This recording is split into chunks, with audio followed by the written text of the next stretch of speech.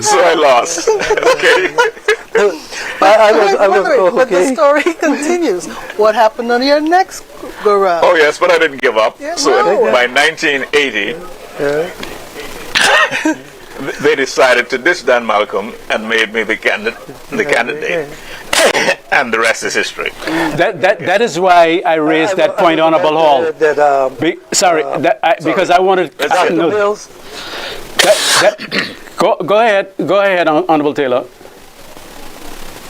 Dr. Mills, I mean, in terms of your roots and connection with Larmus, the Alton family, and I was about to say, if you do some research, you will find that St. Clair Alton, you are related someone. You know. My grandmother was from Larmus, Marie. I pointed out that my grandmother, great grandmother, came out of Larmus. My great grandmother was Mary Hall, and she was the sister to the famous Peter Hall, Reverend Peter Hall's father. And I can say no more because there are too many stories that Honorable Hall may try to mention some things. But they were brilliant people. If you hear some stories on how they survived and what have you, I pointed out at one stage that the black people in Grantock that made anything came out of Middle Caicos, came out of Larmus. That's a fact. You know, of course you had some of the other islands, but I mean, from Providenciales, where you had the walk-in, and I'm trying to remember, but you had the Auschwitz, and you had, and your name then who came right out of Middle Caicos. Leon Godet. Godet, right, Leon Godet, and you know, and those fellas were strong, man. They always talk about, you don't know where I'm from. I'm from west of the Bowie. That's how the thing west of the Bowie came on. You learned. Back to you, Dr. Mills. No, I am having a little technical issue here, but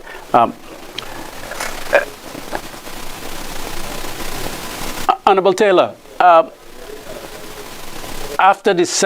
during the 70s, early 70s, things started to change, should I say drastically or dramatically, on the political scene in the Turks and Caicos Islands.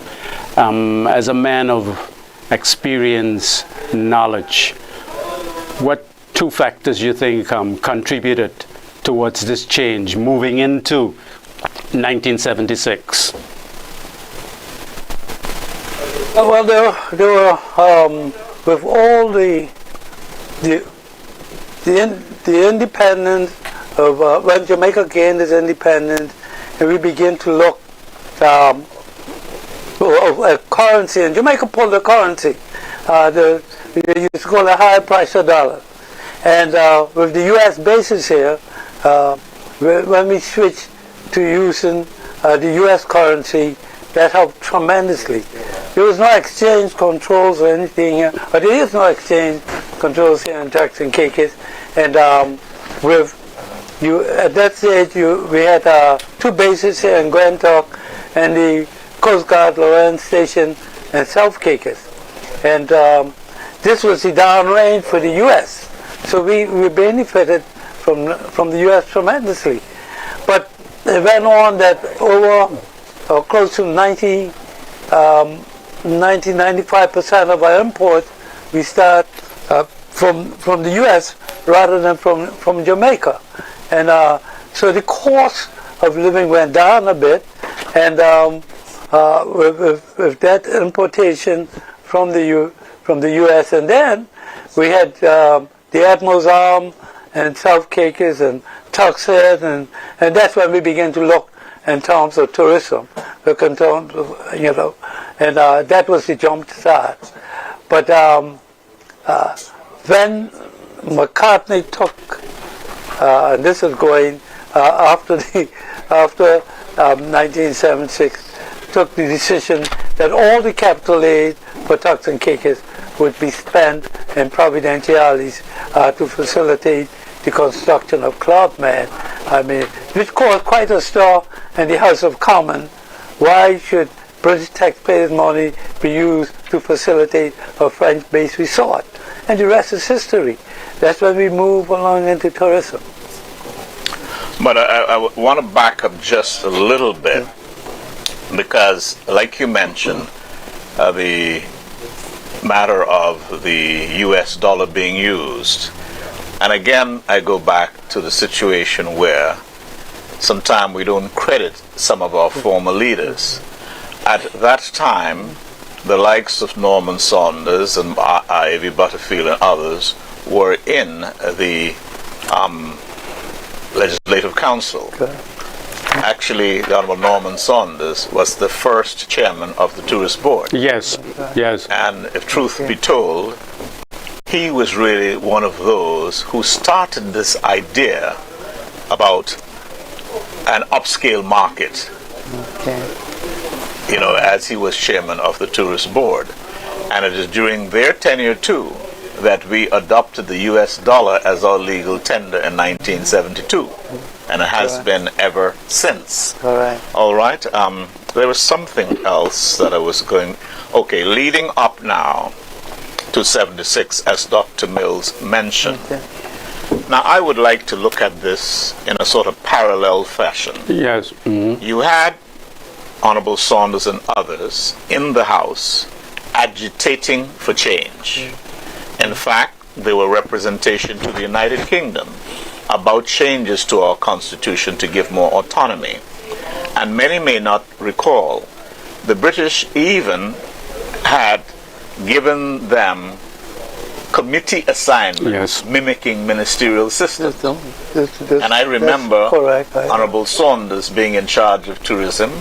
I remember Shorty Smith from Salt Key, agriculture and fisheries, and so on.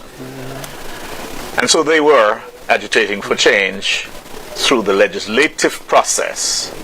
Now, as things turned out, with a considerable amount of unemployment, a restive youthful population, that's where Jakes McCartney came in. He established the Junkanoo Club, which was like a social meeting place. I went there many times, got my guineas. I didn't use everything that was available there. I wouldn't say. But anyway, and that was where they began to talk more about politics. A lot of the younger fellows whose, let's say, their eyes were open in that regard. And quite frankly, we have not honored many of what I would call the foot soldiers. And I take nothing from Jakes, the leader, but like in any struggle, fight, battle, or whatever, you have those behind the scene. A number of them, you're like the Super C's and others. I don't want to call names because too many names because I'm going to get in trouble. But anyway, it, as many would recall, it so happened. And I would say so happened because I don't think they sat down and strategized and say, you know what, one of these evenings when they come in, we can hold this one, hold the other one. But it so happened while they were there socializing, some of the policemen from the Eastern Caribbean came there and virtually stormed the place. A little confrontation ensued. Some other individuals were there and they basically, like closed the door, kept them in there. John Husband went over as if to find out what's going on, and they kept him too. Okay. The policemen that came in from the Eastern Caribbean, they end up firing on the buildings. The marks of the 303 rifles are still there in the walls. Now, that set the stage, because Jakes demanded compensation among other things, and so the British then instituted a commission of inquiry into what they call the Junkanoo Club affair and what was happening in the Turks and Caicos Islands. And it is that commission now that recommended that we move towards a different system of governance. Honorable Hall, can you... Honorable Hall. Question came Honorable Hall. that commission of inquiry. Honorable Hall. We want a new constitution. How are we going to get that? Honorable Hall. Few persons had money. Honorable Hall. Sorry, I think I'm getting a signal that we got a field report. Just hold your point. We'll come back to it. Go ahead. Y'all see what y'all done do last time. Go ahead. So, Wait. y'all ready? Go ahead. Go ahead. Go ahead, Mary. Go ahead, Tiggy. Okay, so we are now here at the PNP headquarters with the Deputy Leader of the Progressive National Party, Honorable Jamel Robinson. And we want to know, how do you feel about the voter turnout? Do you feel like the campaign that the Progressive National Party ran and you ran resonated with voters and will be a part of what they chose tonight? Well, I think the voter turnout, which in some instances started out a little bit slow, it formed up just a bit more than we had last election, which is a good sign for us as the governing party and the incumbents, because that means our voters came out to support us for another 5-year term. And based on the majority of the polls having closed now and the feedback we've gotten from our agents on the ground at each of the polling stations throughout the Turks and Caicos, I think the Progressive National Party will come out victorious, one, and do very, very well with the results this evening. So we know the last election cycle that we had a 14-1. Do you anticipate that same kind of victory tonight? I think so. Hopefully it'll be even bigger than 14-1. We're trying to get 19-0 and sweep the whole country. But realistically, I think we'll do exceptionally well. We're very competitive in all the seats, constituency-wise. And once we do well at the constituency level, that usually translates at large. We were able to win 5 at-large seats last election based on winning 9 constituency seats. So if we do significantly well at the constituency level, I think we're going to bring all 9 at-large candidates home. Great. And so last question for you. So y'all have been throughout the different islands in Turks and Caicos. What have you been hearing today from the voter population? Well, what I've been hearing besides conch shells and bananas is actually that the voting process is very smooth. It's very straightforward and simple, but the only thing I guess that the complaint was that the bubbles were a little bit too small to shade in, comparatively speaking. So once we can modify the ballot next election, I think we'll be fine. But other than that, it was a smooth, easy process. People got in and out in less than 5 to 10 minutes. So that's excellent for where we want to take voting in the democratic process going forward in our country. Perfect. So we are here at the PNP headquarters here in Providencia Islands as the results come out, and you just heard from the Honorable Jamel, the Deputy Leader of the Progressive National Party. Thank you. Thank you, Mary. Okay, Honorable Hall, back to you guys. Anyone want to comment on anything the Honorable Jamal Robinson said? I think based on the statistics, the information, the data that we got a while ago, the voter turnout is a bit lower thus far, this year than 2021. Any comments?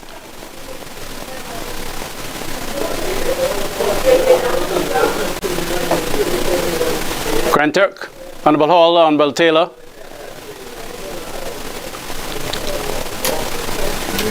Hello? Decided that they will remain in.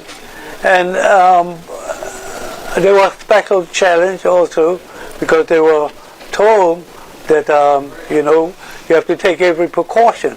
And that is one of the reasons why, in my opinion, leave out anything else, that we didn't have the turnout that we should have had in 2021.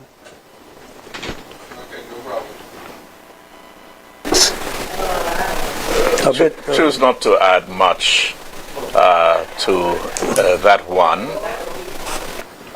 There are several other arguments that were put forward about that, but I rather move past that, and I'm waiting to hear what the voter turnout is like, because I am hopeful that it would get back to previous levels and perhaps even better than the last time. I have nothing to add except I hope the Depends have been purchased. What is this? Well, in every election, there are going to be winners and there are going to be losers. Agreed. And it is just the way it is. Yes. What puzzles me though is that if the turnout thus far is I don't know if this remained into the 8 o'clock hour, when I think one of the polls will be closing. If that is, there is something, it tells me something about our voters. Were they satisfied? I don't know. These are some burning questions. And if the turnout is lower or below the 80%, you know, I think political parties going forward are going to have a lot of work to do. They're going to have to look at their strategies. Is the strategies that were used in this election, did they work?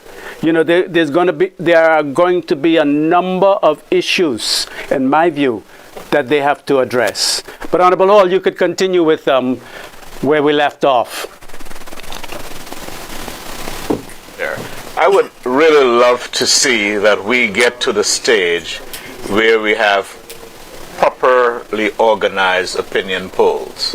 Because, for instance, we make certain assertions, but I am not sure, for instance, whether a low turnout of voters means it's a rejection of the incumbent or vice versa, you know, because it has not really been tested.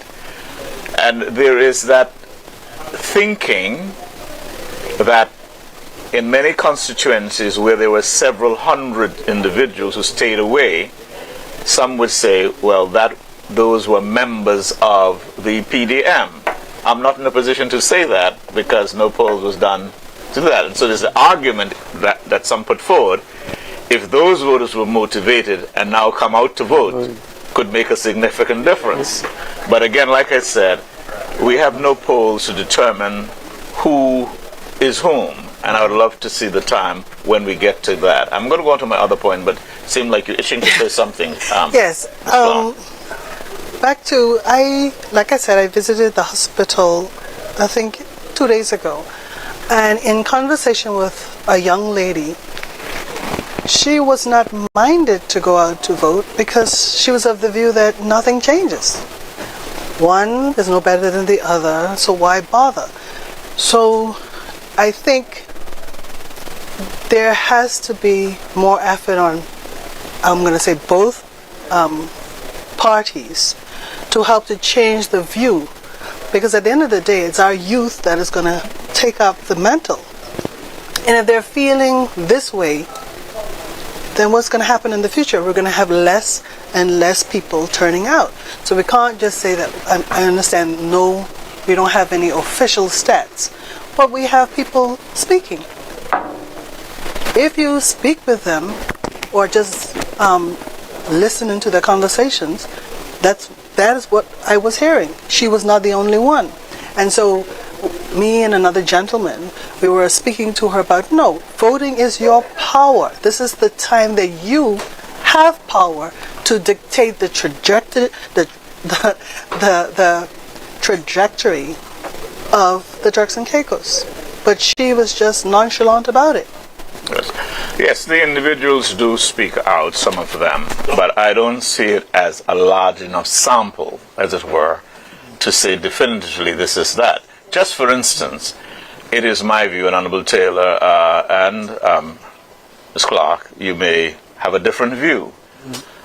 I am of the view that in the earlier years, the PDM had the youth vote. But I am also of the view that particularly during starting with the Michael Mezik's administration, the PNP has captured the youth vote.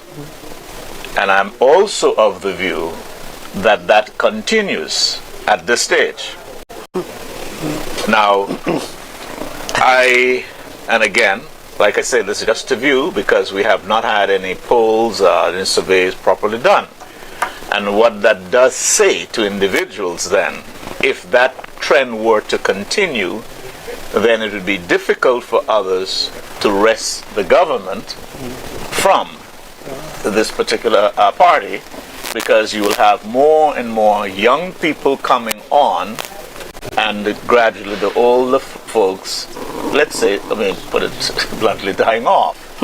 So there's a tremendous amount of work that needs to be done by whichever party really wants to win. They got to have I that think young what vote. happened, this is a little too However, tight. And every time I turn my hair. the elections supervisor yesterday, me Okay, personally, good. I was asking about the stats and who was registering more, the youth? Did we have a larger youth? And he was of the view that Ms. Clark. the older generation Ms. Clark, still there Honorable Hall, to register. Ms. Clark. We still had more of the older generation. Ms. Clark. I stand to be corrected. Ms. Clark. But the youth, he says, wasn't registering. Honorable Hall. It may Honorable be Hall. true that the youths were not. Honorable Hall. Sorry, just pause a second for me, please. I think we have another report coming up. Just a second, please. Okay. Go ahead. Go ahead, you're on. Good evening. We are live at the PDM headquarters in Providenciales, Turks and Caicos, and I have with me the national chairman of the PDM, Mr. Ezra Taylor. Now that the polls have closed, what is your overall feeling about today as we begin to get results? I'm very confident about today. I believe the PDM base was excited. They got out, they voted today, and I expect a positive outcome from all of our districts. The candidates put in the work. The campaign, I felt, was very strong. The messaging was very strong. And I think that message resonated with all and sundry in the electorate, and I believe that that will translate into victory for the People's Democratic Movement this evening. And as we begin to get results from some of the districts, are there any districts that you're feeling less confident about or more confident about? What is your overall take? Well, I haven't seen any official results as yet. I'll take those as it comes. Whatever the numbers is what the voters wanted to do. That's the way they would have felt. So we'll have to take note of what those results are and make any adjustments if there are any seats that we may not have picked up. But the results will be as they are. We respect what the voters' decision is. The process seemed to be a smooth one, even though there was the introduction of new technology in this election. I'm still confident that we can pick up a majority in this election. Well, thank you so much for your time, and we'll be here all night to get more of those results and your reactions throughout the night. Thank you. Thank you for interviewing me. Back to you at the studio. So much. Back to you, Honorable Hall. Yes, of course, the election supervisor is the one who would know the stats. But my argument would be that I expected that most of the senior citizens would have already been registered for a long time. That's what you expected, but yes, what he said... I failed to see that there are large numbers of persons, 40, 50, 60, just registering for the first time, except for those individuals, for instance, who may have just acquired the status or have come back from abroad. But otherwise, I would have expected, and like I say, expected that the numbers would be the other way. But let me move on from that point, just to conclude what I was saying. And so, with regards to the John Canoe Club affair, Yes. that is what triggered the Commission of Inquiry. And out of the Commission of Inquiry, the recommendation was made. Not only was Jakes compensated for the damage to the club and so on, but the recommendation was for a different constitution that would give more authority to the people. Now the question was, the British wasn't going to pay for that constitution. At that time, we had a public health inspector, Mr. Buchanan, from St. Kitts. Correct. So as we searched for a constitutional lawyer, he recommended Dr. William Herbert from St. Kitts, who came and drafted that constitution. At the time, and I'll be frank, people like Jakes, people like myself, we didn't have much money. We dropped $1, $2 there. But the main persons who paid for that was Norman Saunders, A.V. Butterfield, and local businessman Robin Lang.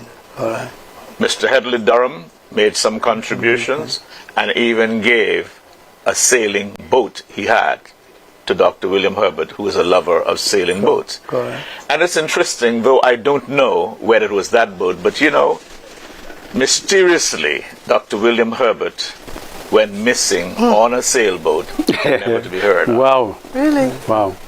Never to be heard of. But all I say in conclusion is that the new Constitution of 76, as far as I see it, came by both forces working. Those in the legislature that were more moderate in their approach, and Jiggs, and let's say his boys, who were more radical. I often compare it to the United States civil rights movement. People attribute everything to Martin Luther King, but there was Stokely Carmichael, there was Rap Brown, Medgar Evers, I mean so many others who use more radical methods, but they also contributed. Anyway, we'll break because I believe we're anticipating results to start coming in. The results are coming. Oh, wow. Okay. We're not breaking. The Anytime results now. are coming. Yes. Well, we don't have any officially as yet, do we?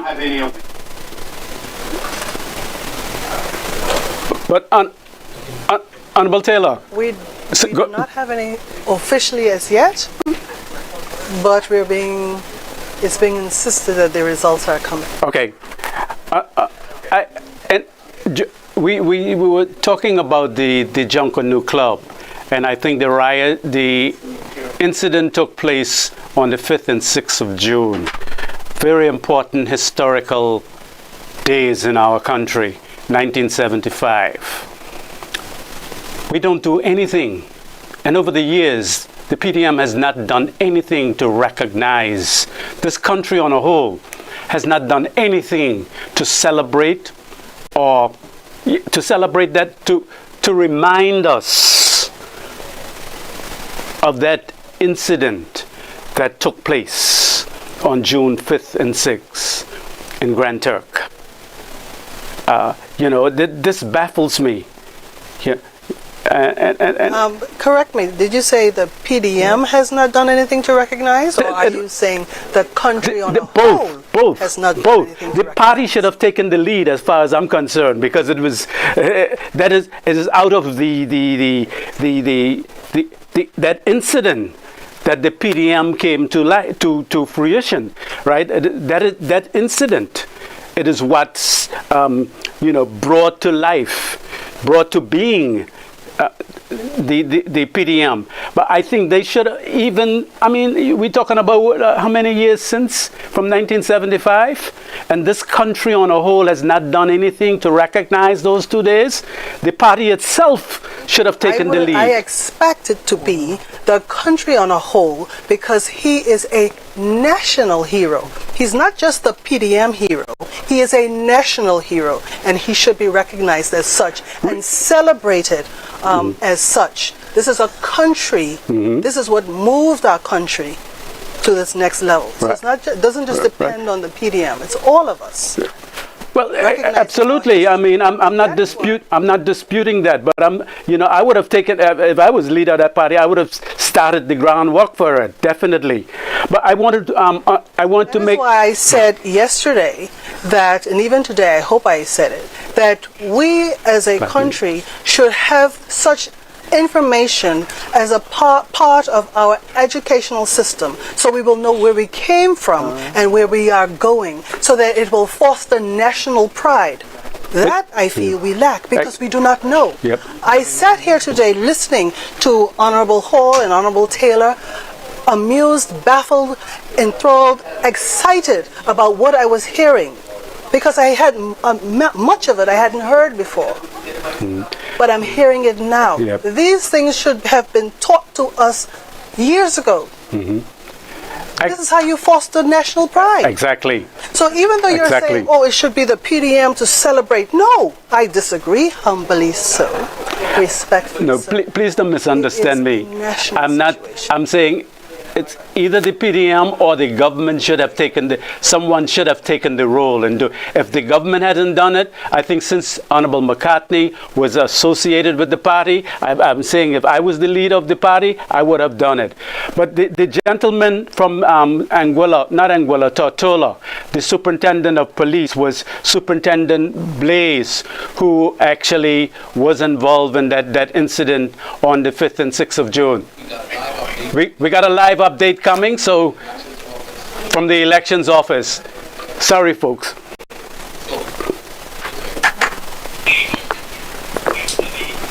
Good evening, Turks and Caicos. We are here at the elections office, and I'm in the presence of none other than the Supervisor of Elections, Mr. Dudley Lewis. We have 2 election results coming out right now. Mr. Lewis, tell us which districts those are, declare the winners, and give us those numbers. This is the official results from ED 3 and ED 4. ED 10 is a mistake. ED 10. ED 3 and ED 10. Okay, for ED 3, we have Hinata Forbes of the PDM party, 28. Hinata Forbes of the PDM party, 28. John Malcolm of the PNP party, 104. John Malcolm of the PNP party, 104. Tamel Seymour, independent candidate, 165. Tamel Seymour, independent candidate, 165. Mr. Tamel Seymour, of independent candidate, is declared the winner in South Caicos ED 3. ED 10 now, Mr. Lewis. For ED 4, ED 10. This is Whelan, ED 10. Wayden Williams of the PDM party, 255. Wayden Williams, PDM, 255. Kyle Knowles, PNP party, 394. Kyle Knowles of the PNP party, 394. Those are the official results from ED 3 and ED 10. Thank you so much, Mr. Lewis. There you have it, Turks and Caicos. 2 results in ED 3 and ED 10. This upset in ED 3 is the first time an independent candidate has won in that district since the Honorable Norman B. Saunders. So this is a historic moment for the island of the Big South and a historic moment in the TCI General Elections 2025. We'll be back with Mr. Lewis as soon as we get more results coming in to bring you that live coverage. Ladies and gentlemen, I want to say thank you so much for tuning into Radio Turks and Caicos. Right here, we are right in the Big South with the newest elected candidate, Tamel Seymour. Tamel, tell me something. How does it feel to now be elected? Great. It feels amazing. It feels wonderful to have the trust of the community, but it sends a clear message. It sends a clear message that the community wants something done. And with that being said, something will be done and something must be done. Are you confident in the plans that you have for the future? Very confident, more than confident. I believe that, whichever government comes to power, I believe that working along with them will help me to get what the community needs in this community. Thank you so much. Enjoy your moment. Have a good day. Take care, man. Appreciate you. RTC. Woo! That's right. Ladies and gentlemen,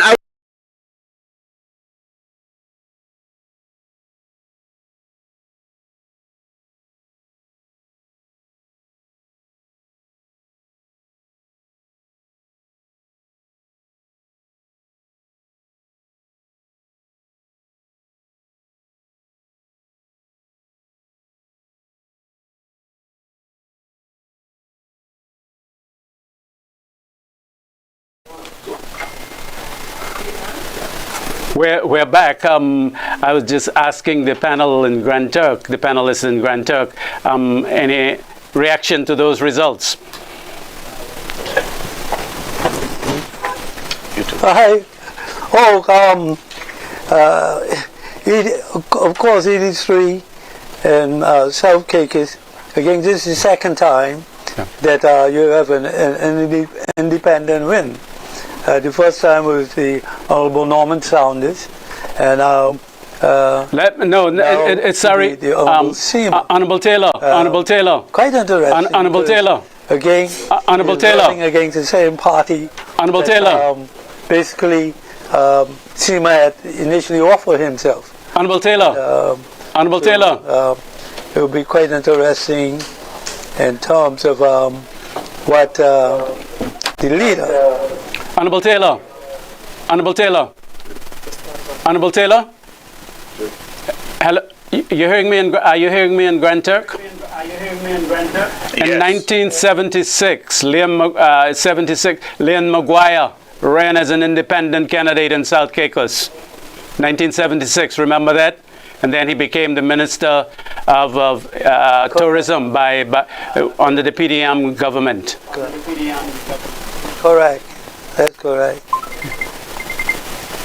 Any further reaction, Honorable Hall, Ms. Clark? Okay. Hello?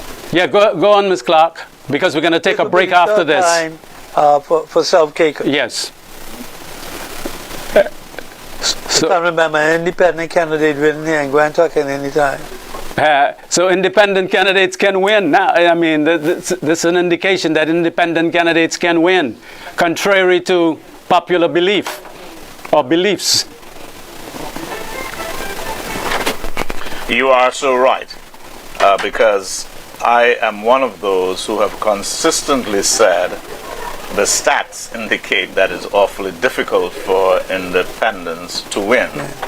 And like many have mentioned already, not since 95 has any independent won, and that was the Honorable Norman Saunders in South Caicos. So whether this is going to be a new wave, as it were, I just don't know. Taking nothing away, and let me use this opportunity to congratulate the Honorable Seymour, the new Honorable, and because as I see it, it's a total rejection of the Honorable John Malcolm, who served as Deputy Speaker and who won, though against a different opponents, won before by over 100 votes, and now to be beaten by 6-1 by a newcomer, in my view, that is total rejection. Okay, sorry, Honorable Hall. Honorable Hall, sorry, I have to cut you. We have another report coming in, and then we're going to have to close this segment. Sorry, we have another report coming in. I think it's Mr. Audley. Good night, Mr. Astwood. Mr. Astwood?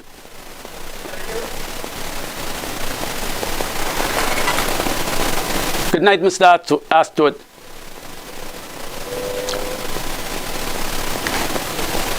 We don't seem to be.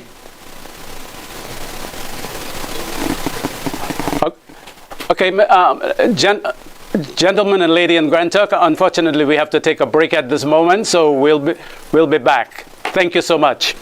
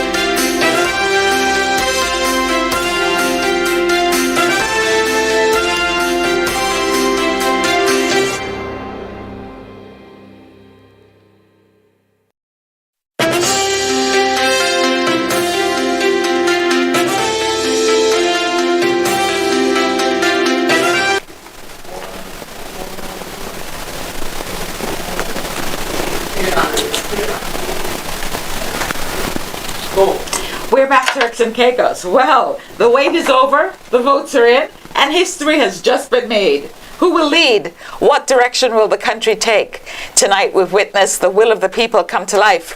Watch as the numbers unfold. Listen to the reaction across the nation. Decide what this moment means for the road ahead. This is RTC's Decision Time, bringing you the results that will shape your future. We invite you to watch, listen, and of course, now you've already decided. You know, I don't know if fortunately or unfortunately, I'm flanked by two South Caicos men. Hey, the best. That's a good thing. That's a good thing. That's a good You're thing. honored. Yeah. South So, gentlemen, Caicos man. tell me what you both think about the South Caicos result first. Yeah. If I may start, Go ahead, Mr. Mr. Seema, I must call him honorable. I know you have, but honestly, I'm not surprised. I expected this. I think in his short time, Mr. Seema, Honorable Seema, Mr. Seema came with a kind of message, and that is message that there's a hope for South Caicos people, that hope that has been missing, that hope that has been suppressed over the years in South Caicos. I was involved in the chat group in South Caicos. I made these points. In fact, the Premier, the current Premier, and others, ministers, are involved in that chat. And I made this point over and under. You have to take care of your roots. The PNP was founded in South Caicos. Look at how South Caicos has been treated over the years. This young man brings a new air to the South Caicos. He brings a new kind of generation. He brings a new kind of thinking, whether you like it or not, you know. And you can't take things for granted. The party on a whole did not give Honorable Malcolm anything to campaign on. Nothing. But how effective is this, though, Carlton, with him being an independent candidate? Won't he have to join a party to truly be of some value or make a realistic contribution? I think like Honorable Norman Sanders, although Honorable Norman Sanders in 95 ran as an independent PNP, I heard some folks whispering the other day that he said he's independent as a PNP. He is. So the PNP, depending on the outcome of this election, they win, lose or draw, they're going to embrace him. Right, they are going to embrace him. As far as they're going to embrace him. Yeah. Right. Drexel, what are your thoughts? Well, I'll be honest with you. Even though I knew that the race was between, with all respect to the PDM candidate, I knew the race was between John and Tamel. But I still thought that John was going to come out on top by a very slim margin. Of course, I'm not on the ground in South Caicos. And so that's what I thought. But I think a lot of young people, I believe, voted for Tamel. And I think a lot of the elderly folks who are diehard PNPs continue to vote for Honorable John. Yeah. And Zoya is ready. Sorry, Carlton, we're going to break. Okay. We're going to join Zoya at the elections office for more results. Zoya? Thank you so much. Mr. Lewis is back, and now we have the results from ED5, Leeward, and Long Bay. Mr. Lewis, give us the news. Good evening, Turks and Caicos. This is the official results from ED5 Leeward.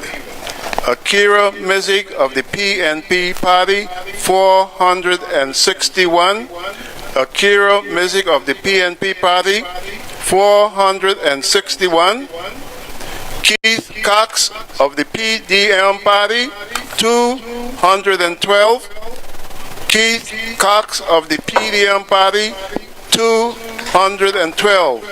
Akira Mizik of the PNP party has declared the winner of ED5 Leeward. Thank you so much, Mr. Lewis. Turks and Caicos, there you have it. Another result coming in.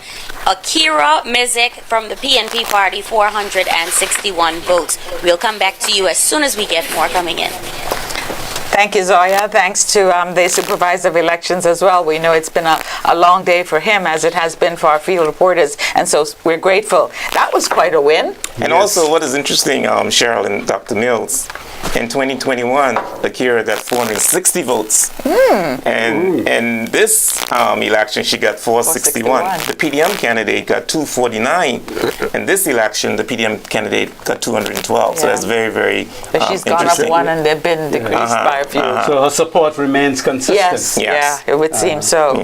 But what about the Whelan? I wanted to make one other point about yes. South Caicos. Sasima, you know, Tamel has a very strong family. Very strong family. I mean, when you look at it, all the Bapakas and the Walter Moores and the Cox and those Seymour boys down in the Gulf who are staunch PNPs. Yeah. I think family came into play here. I was just about to ask you if that was it. PDMs voted for him. Because you see, the PDM candidate only got 28 votes. And the Cox family, you know, he's raised to the Cox family, who's normally known to be PDMs. And so it's obviously that he not only got PNP votes, he also got PDM votes. So he was in a strategic.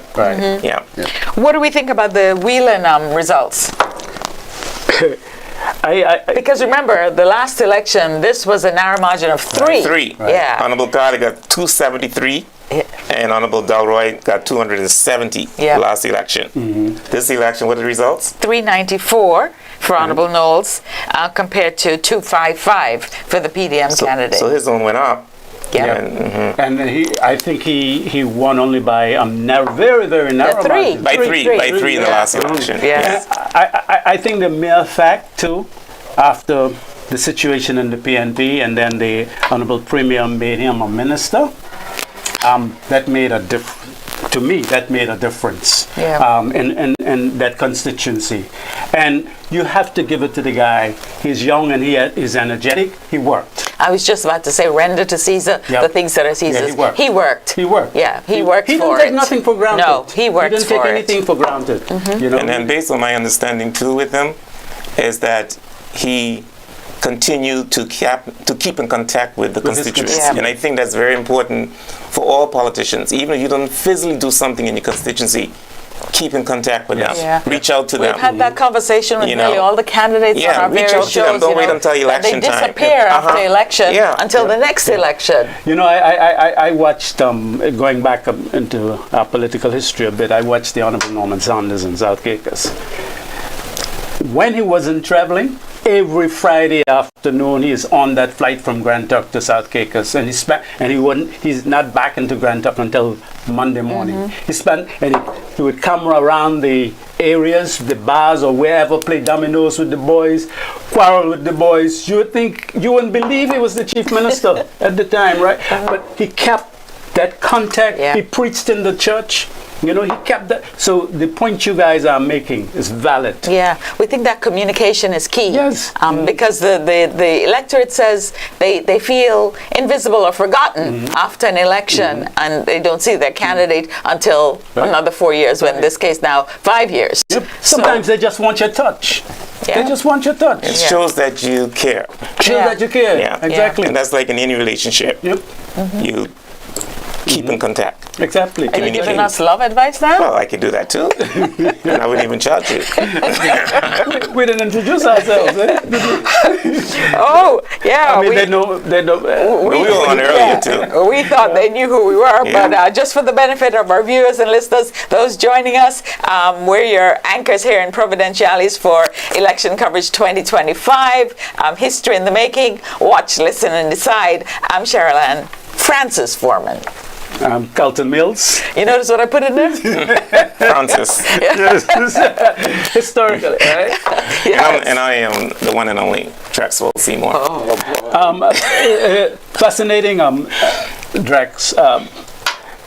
Cheryl comes from that line of politics. Yes. Louis Dinks.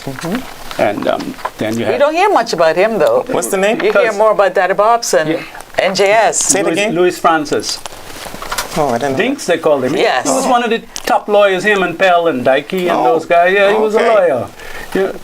Back in the day. Okay. Right? The thing is, people like him, Honorable Francis, not Daddy Bobs, played a critical role in the early constitutional development of the Turks and Caicos. And I did an article. I didn't elaborate much on the individuals, but his name was included. Right? Those individuals, we must pay tribute and continue to pay tribute to those persons who set who laid the foundation. Yeah, Louis Francis. Absolutely, we need to do that. He laid the foundation. And, we need to document these things. Yeah, we need to make sure it's in our curriculum. Yep. You know, it has That's to be a name we don't hear a lot either. Exactly. They like they've been forgotten. As I was saying earlier, Hadley was a part of the Turks and Caicos Labour Party, the first political party. The Constitution at that time did not provide for political parties. Right. But those guys continued the fight. Is that the Labour Party that the Turks and gentleman Caicos from? Labour Party? Is that where Clarence the Jolly, who's also Kyle's granduncle, right? He's coming from that political heritage. Now that we have the constitutional amendments and we have referendums included, tell us a bit about the independent debate. Your thoughts on that? On the debate? The independent article you'd written, some article about independence, was it? I think we alluded to certain aspects. I was hoping that Honorable Hall would have gone more into detail about it. I think I was trying, and I know I'm going to get into some fireworks with this, but the whole independence, I think what I was trying to argue in that article in 1980, because as we probably know, that basically independence was being assigned conditionally to the Turks and Caicos Islands for June of 1982. And what was happening at the time was that 76 to 80, Honorable McCartney was pursuing independence. I was trying to argue that I don't think most of his party members were on board, because as soon after his death, it wasn't continued. Even the Honorable Skippings who took over, and the record shows, and in fact, that he backtracked. Honorable Louis Aswad backtracked. The key persons in the party backtracked on independence. So my argument, but this is an argument in the making, that it seemed to me that it was like a one-man gang, one-man movement, right? Because shortly after that, of course, the PNP at the time, under the leadership of Honorable Norman Sanders, who was the opposition, they were strongly against independence, in the sense that, against is a strong word, but they argued that we should have a more solid economic footing. We needed at that time, in 76 to 80. The Turks and Caicos, we had just lost in 72 the salt industry in Salt Key, so we're just finding our way. We continue getting ground and aid from the UK as well. Exactly. We're not financially independent. So that was the basis of my argument in that article. Right. But it actually, the point is, after he died, since that time, there has not been any serious movement by his party to move the country towards independence. But that whole topic of independence is coming up again. So Drexel, where are you on that idea? Well, we know we're financially independent right now. Okay, I think what people want is become politically independent of the United Kingdom, because we are financially independent. But I think one of the problems that we have to do is educate our public. I believe that we are at a stage that we can become independent, but we need to do a series of discussions on the pros and the cons of independence. Sometimes we speak about independence for emotional reasons. When we get upset with the British, we say let's go independent. But some others argue that those countries that have become independent, they're not better off than us, who are still, territories of the UK, like Cayman, Bermuda. We're doing well compared to those other countries. So there are pros and cons. So let's educate the public. My personal opinion, I think we are ready, but let's educate the public and then let the people decide how they want to go forward once they receive their education. And that's what I like about these politicians. They say independence, but they haven't put put a plan in place. Exactly. Like me personally, with my show, I invited a gentleman from the Caribbean who was very instrumental in carrying out education platforms for independence. And I invited him on my show, and he educated us. And that's what we need, educate the public. Because some people say, "Oh, we ain't growing our own food. We can't get independent." I don't agree with that statement. I don't agree. You don't have to grow your own food to become independent. We will still be interdependent on other countries. So we have to educate the public. Yeah. Well, I think even education big countries are interdependent on others. The great United States depends on other countries for natural gas and fuel and oil and that sort of thing. So you're right. We'll always be dependent on someone for something. Yep. I think Turks and Caicos is talented. We just have to utilize that talent that we have. We have to respect that talent. We have to put that talent in positions of leadership. And to me, that is one of our greatest challenges. You know, I've been just admiring the community college, the steps that they're taking, and I read something just last night. Now they're having a kind of research symposium. That is excellent, and I don't think the Dr. Candace has been in there a year as yet. You can see the transformation. You can see and the point I'm trying to make is that Turks Islanders can do it. Yeah, we that's just have growth. Yeah, exactly. Yeah. Exactly. We're about to join the elections office for more results. We'll just wait for Zoya and the supervisor of elections to come on and tell us what those are in just a few minutes. Hi, Zoya. Do you have more results? We're back. Now we have the results in from the largest constituency. That is ED7 Cheshire Hall with over 1,400 voters. Mr. Lewis, tell us these results from ED7. Good evening, Turks and Caicos. This is the official results from ED7, Richmond Hill and Cheshire Hall. Finbar Grand of the PDM party, 354. Finbar Grand of the PDM party, 354. Samuel Bean of the PNP party, 552. Samuel Bean of the PNP party, 552. Samuel Bean of the PNP party is declared the winner of Richmond Hill and Cheshire Hall District ED7. Thank you so much. Again, listeners, viewers, that is the largest constituency with 1,400 plus voters. There you have it. Samuel Bean is the winner from the PNP party. We'll be back as soon as we have some more. Thank you, Zoya. Thanks to Mr. Lewis. One quick observation. 4 and 2 is 6, 5 and 5 is 10. Only out of 1,400 voters, only 906 voted. Yep. Yeah. Well, I was just about to say that. Well, the last election, 898 people voted, and they had 1,305. Okay. Yeah. Okay. So this still a little bit better than the last time, because it's 9 out of 14. Okay. Yeah. Okay. I want to go back to Leeward and Longway for a minute. This is going to be Honorable Akir's what? Fourth term? Yes. Popular. Yeah, that says something.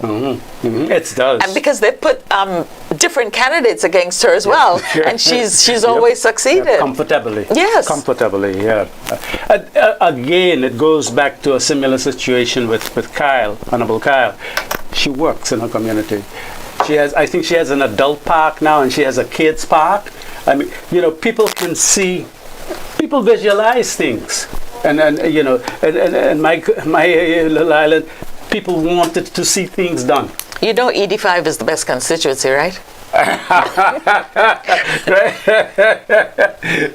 Drax the same is. Right. We had Audley Asad queued up when Dr. Mills was on earlier with the historical panel. We understand that he's ready now to give us some comments. Hey, Dre, are you ready? Are you there? Okay. So, ladies and gentlemen, I'm here with Dre? Audley? Can you hear us? Are you hearing us, Audley?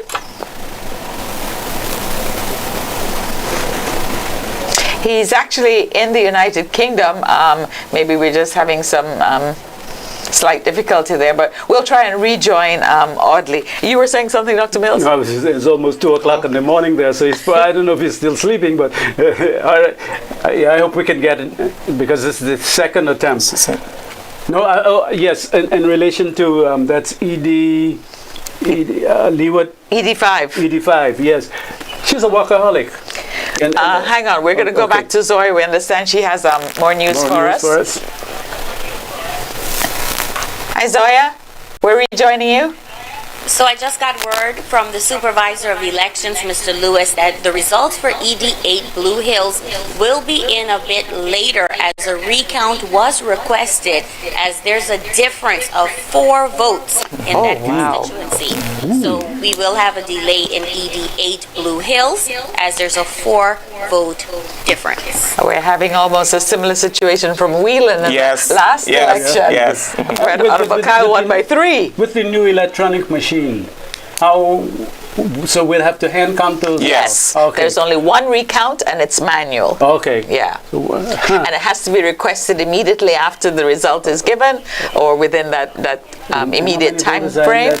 How many voters are in that constituency? Do you have it there, Mr. Seymour? Yeah, I did have it. Okay. Oh, no, I don't have it. No, okay. He has the last count. Where's your paper? Okay, no problem. Okay. Yeah, but then, back to ED5. ED5. Yeah. You have to admire what the young lady has been doing. She, as I said, and I continue to stress it, she works. She worked tirelessly. And she reaches out to her community. She touches base with her community. I think she was one of the few politicians, I could be wrong, that I know still have constituency meetings. She's been having constituency meetings. So this comes as no surprise to me. Yeah.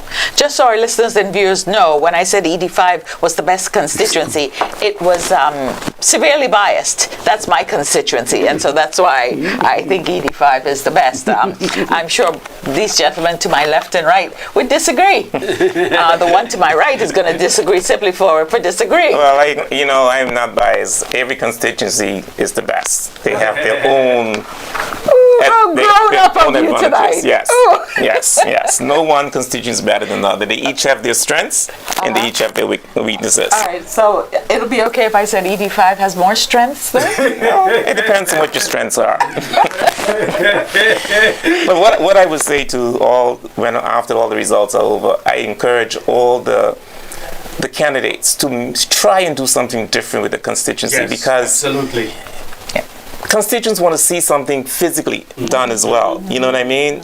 We brag a lot about all this money, and we really can't see what has been done. It's not just this administration, previous successive governments. I personally believe we need to set up constituency full-time officers in each constituency. We need to set a budget allocated to each constituency, and this is the funds, these are the projects, and I think that's what we need to do differently going forward. Agree. Yeah. Agree. Like you have in the Caicos, I shouldn't say the Caicos, the lower Caicos Islands, north and middle and so forth. What you call them again? District boards, something similar to that. It worked back in the day, and you have a president or a chairman, and they work along with the politician, and they identify projects. Yeah. Drexel and I were talking earlier off camera about maybe making local government stronger. Yes. So these districts have like a councilman or a mayor or something, so that we can see what's going on in these constituencies and get to push them a bit more. Yep, absolutely. Yeah. And it's through these constituencies that the at-large candidates are also benefiting, because it's through these constituency rallies that they are able to gain momentum as well and gain votes. Yeah. So now that we've started to get some results in, let's go back to what we were talking about earlier about campaigning. So did we fall down as political parties in any way with our campaign strategy? I don't. You mean because of the voter turnout? Yeah. Well, the voter turnout, I think, in my opinion, except for 2007, I think in 2007 was 80-something%. But throughout the history, it's always been in the 70s. Yeah, because the last election it was some 77, I think, and this they say about 73. So it's always been in the 70s. You know, some people are frustrated; they don't want to vote. You know, some PMPs are, some PDMs are frustrated. You know. Do you think maybe it's because people haven't seen any tangible results, any things that they can say, hey, this has been done by my MP, you know? I'm not sure if I could... But Dr. Mills, some things have been done. I mean, I saw just recently video of these solar lights going up in Whelan. Yep. So maybe, is that why this candidate won? Because there was something tangible that we could... In Leeward? In Whelan. Oh, in Whelan. Yeah. No, it's more than that. Sorry. It's more than that. Semi, you know, Semi was on the go from day one. Yeah. Right. He didn't wait for no. He's a worker. Yep. Clean up campaigns. His object. I mean, he went about cleaning up Q-Town. You know, I'm not sure if he's finished as yet. You know, but people were seeing results. Yeah. People were seeing action. Yeah. And I think this is a lesson to our future politicians. You have to show results from now on. I hope people get the message. Is this Semi's third term now as a member of parliament? He was there. Well, you remember he had a break but he was there during the Michael Mizik administration as well. Okay. He was there during Michael Mizik, and I think he won. He won in Grand Turk at one stage, West Road. Yes. Okay. And so this is his second time then in Cheshire Hall? Either the second or third. Third time, I think it is. Is that right? We can double check it, But I think maybe it's his third. Yeah, I think it's his third time. Because he beat last election, it was Parnell. Honorable Parnell. This one is third. Yeah. This is very interesting. Were you on island for the National Leaders Debate? No, I wasn't. Did you listen or see it at all? To be honest, no. Okay. He was watching Lakers or something, basketball. I was going to ask you I would your reserve thoughts. my response, but no. So far, we have South Caicos, that's an independent candidate. Yes. We have Leeward, that's the PNP. The incumbent. Cheshire Hall, that's PNP. That's two PNP, one independent. And then what else we have? Whelan. That's PNP. So we have 4 results so far. 4 results so far. So 3 PNP and one independent. Yeah.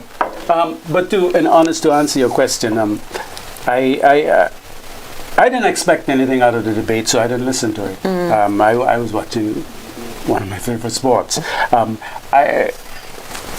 Promises. That don't move me. Like I said, I want to see tangible stuff, you know. And as I said, I'm not going to go into detail, but I want, if I had over the years seen more tangible stuff, more meaningful stuff, giving people stimulus wasn't what I wanted to see. I wanted to see a Turks and Caicos where our people are being empowered, where our people have to develop this sense of independence, where I don't have to go downtown or wherever and every day someone is asking me for $1 to buy a piece of chicken. I want to see a Turks and Caicos that individuals can work and earn their own money and buy me a Coke soda. But I tell you one thing, that's what Invest TCI is there for. Yep. And some people, they're not there to help every business, not retail, but they're helping many businesses, and I think a lot of Turks and Caicos Islanders are utilizing it, and we have a lot of entrepreneurs are getting the grant from Invest TCI, and I think that's a start. Do you think we're marketing it as much as we ought to? They're doing a good job. You know why they're doing a good job? Because they've maximized the grant. The one thing. No. I mean, promoting the products, sensitizing people. You know, I think they are. There's room for improvement. There's room for improvement. But I think they are. I mean, they go through other islands as well. They now have an office in Grand Turk. And so.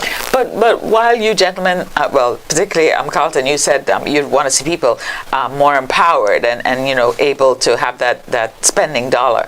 But would you agree if I made the statement that there are and there were individuals who desperately needed that $1,000 as well. Yep. But the thing about it is that I'm thinking longevity. Yeah. Right? Yeah. It's temporary. You know, I mean, some people probably blow It's that just in a a quick day. fix, yes. Pay two bills at Fortis and 2 bills at the water company and it's done. You know, they're waiting on another one. And some probably didn't even spend it on bills. Exactly. Exactly. But no, it's generosity, you know, it shows some sense of a caring government. But I want to just see more than one handout. I want to see people earning by the sweat of their brows, and I think that is what one premier I admired for making that statement. It was Honorable Gilmore, that we have to work. And we have to instill that into our people. I mean, we need more Drexel Seamers. But I tell you, it's happening though. We just need more. I mean, we need and provide people, the opportunities. Yeah, and a lot of people are afraid to take risks. A lot of people also don't have any access to capital, and so they are the two areas that's really obstacles in people starting the business. But I think people should start with whatever they have. Start, and even they start from their home, and then gradually rent an office space. I think we need to be able to take the risk. You know, I'm glad you mentioned that, because in 2009, prior to that, 2008, late 2008, when my wife came to me with this idea of the school, and I almost tell her, get away from me, woman. You don't know, you're crazy. But she was persistent, right? And I didn't want to take that risk. I had just gotten my thing from the community college after years of service. Oh, your gratuity? Secure, and I wanted to stack that in the bank, like my father did, you know. And she said, and she just got hers because she left INT Pratt. She got hers, and that's how we pool our resources. But you didn't see that vision that she had. A woman, a powerful woman. Of course, goes without saying. But we were talking about MSF. Oh, go ahead. No, I said that the thing with Drax was saying a while ago. The point Drax was making about taking risks. I wasn't a risk taker. I'm being groomed now. You're more conservative. Oh yeah. I mean, she's moved on from the school into other areas of investment. She's a risk taker.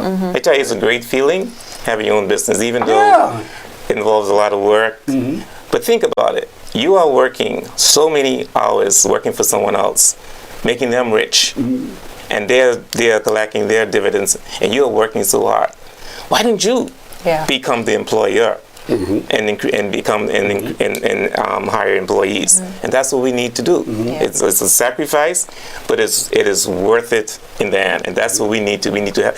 Mind you, who was on our show once? Winston McLaughlin was on our show, and he was saying, he learned his entrepreneurial spirit from his grandparents. Growing up in South Caicos, people had their own we didn't call them entrepreneurs, but they were business owners. And so that's what we need to continue. And Mrs. Foreman, just to add to that point too,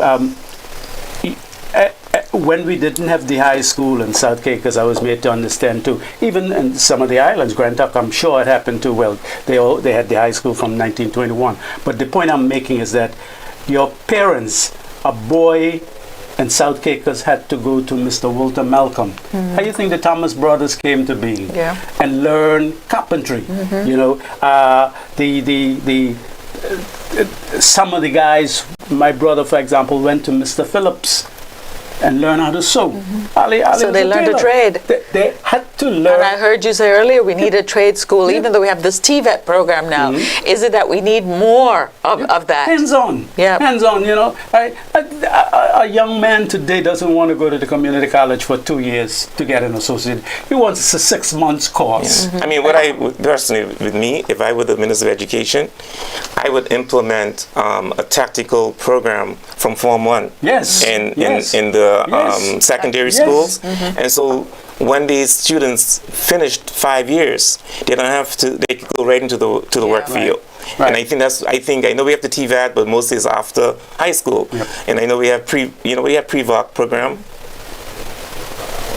Okay, more results. All right, we're going to head to the elections office and the supervisor of elections here in the Turks and Caicos Islands, Mr. Lister Dudley Lewis. Our reporter Zoya Fassler is with him. Let's head over to the elections office.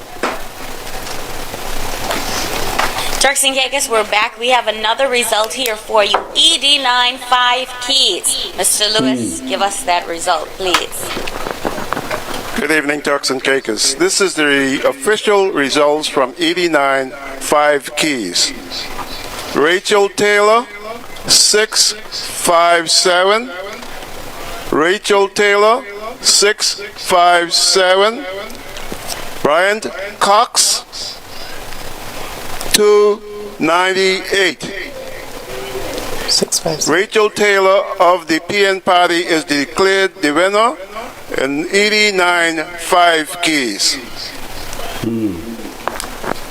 There you have it, Turks and Caicos. ED9, Honorable Rachel Taylor, 5 keys, 657 votes. Of course, we're going to come back to you as soon as we have more. Zoya, do you know the total number of voters in 5 keys in that constituency? She's gone. She probably I left. believe the total number of voters was 1,349, Mr. Lewis?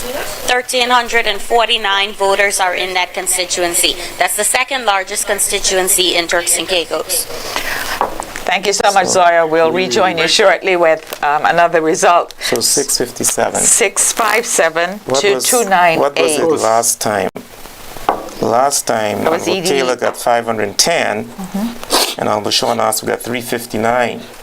So she's made an increase, and the PDM candidate has decreased. I thought we was getting unofficial, say 300 something. Okay, so 657. 657 and 298. This one I was watching with keen interest. I know you were, because I saw you on your chat. I saw you made a comment on the chat. Why is that? I The promotion? The bishop would have, because he's grounded in 5 keys, I thought it would have been more challenging. But then you're hearing other things and so forth. But I really looked. I was anticipating more inroads. Yeah. Right. I thought this would have been closer. Well, let's remember politics is fickle. Because I don't know what you're thinking, but I think it's because Bishop Cox started very early, and we only were hearing from Bishop Cox. We were not hearing from anyone else. Yeah. And he had videos almost every day, and so it looked like he was And his more billboards visible. were up Right? before everybody. Like he was more visible. Yeah. And so we were only be hearing from him. Some people say, "Man, he must win," But the door-to-door is the most effective way to campaign. Yeah. How do you know that? I can't tell you my secrets. But it's just it amazes me, because there's some strategy that Honorable Taylor has been using in 5 keys. I know she has a history there of being the principal of the school. Yeah. Yes. So Honorable Mr. Cox has Bishop Cox has a history there as well. Businesses and he has numerous businesses there, But this one, as I said, was the one that I was looking at. Yeah. And after South Caicos, you mentioned South Caicos. Yeah, I was going to come to it. Yeah. I meant South Caicos. After Tamal, particularly, Seymour entered the race. I felt that Honorable Malcolm was going to have a challenge. Okay, so we were talking about the results. So far, we've got ED5, ED3. Let's start with ED3. We've got ED3, South Caicos. John Malcolm of the PNP, 105. Oh, yeah, 105. Hainetta Forbes of the PDM, 28. And Tamel Sema, who was the independent candidate in ED3, 169. Tamel Sema was the winner in ED3. ED5, Leeward and Long Bay, we have Akira Mizik with 461, and the PDM candidate Keith Cox, 212. In Cheshire Hall and Richmond Hill, we have Sammy Bean with 552, and Finbar Grant, the PDM candidate, with 354. And then we go to 5 keys, ED9. Rachel Taylor has 657. And Brian Cox has 298. In Whelan, ED10, we have Kyle Knowles with 394 and Vaden Delroy Williams with 255. So that's what, 1, 2, 3, 4, 5 results? 5 results and for PNP. outright PNP so far. One independent. One independent. We were talking, well, I heard you talking earlier when you were on the historical panel about independent candidates. So how many have we had to date? And how have they fared off? Today, I think there was a total of 43 overall candidates. If you take out the what? From 76? You done from 1976? Oh, from 1976. What period were you talking about? Oh, the period. It started actually in 70. Well, when we had party politics. 76. Yeah, 76. You had in South Caicos Lynn McGuire. Lynn McGuire ran as an independent candidate against Ed Henschel, and the PNP, and he won. And then you had. And that's when he joined the PDM. Did he walk over to the PDM? Yes. He was contacted. I understand that from reliable sources, because I know Norman and McGuire worked closely together on the Caicos Company. I think McGuire was like the managing director. Norman, they worked along and he did them. approach Honorable Saunders. But Honorable Saunders said he turned it down because he wanted to be a minister. Right, exactly. The ministerial position that he wanted. Right, exactly. I interviewed Honorable Saunders and he mentioned that on the show. And in North Caicos, you had Danny Williams, right?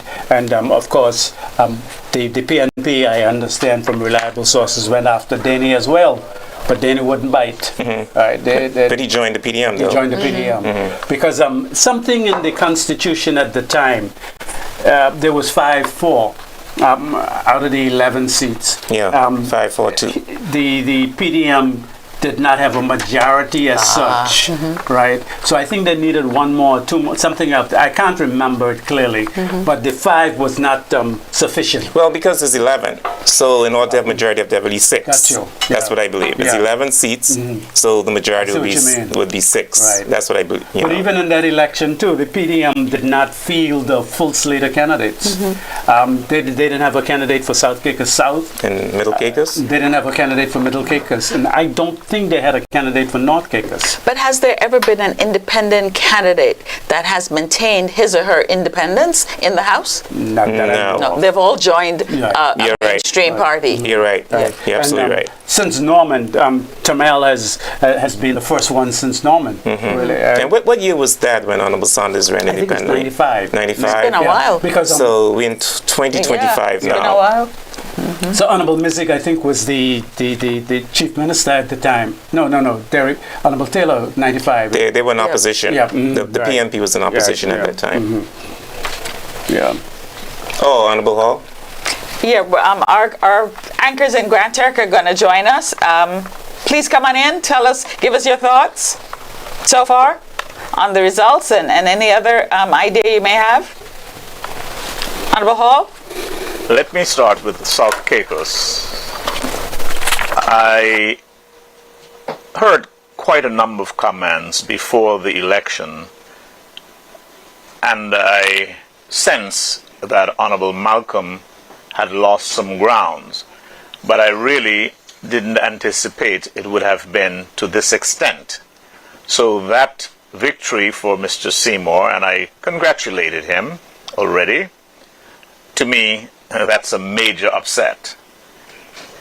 While Ms. Forbes was not expected to do very well, honestly, I thought she would have pulled far more than 28 votes, considering Ms. Thomas in the last election got over 100.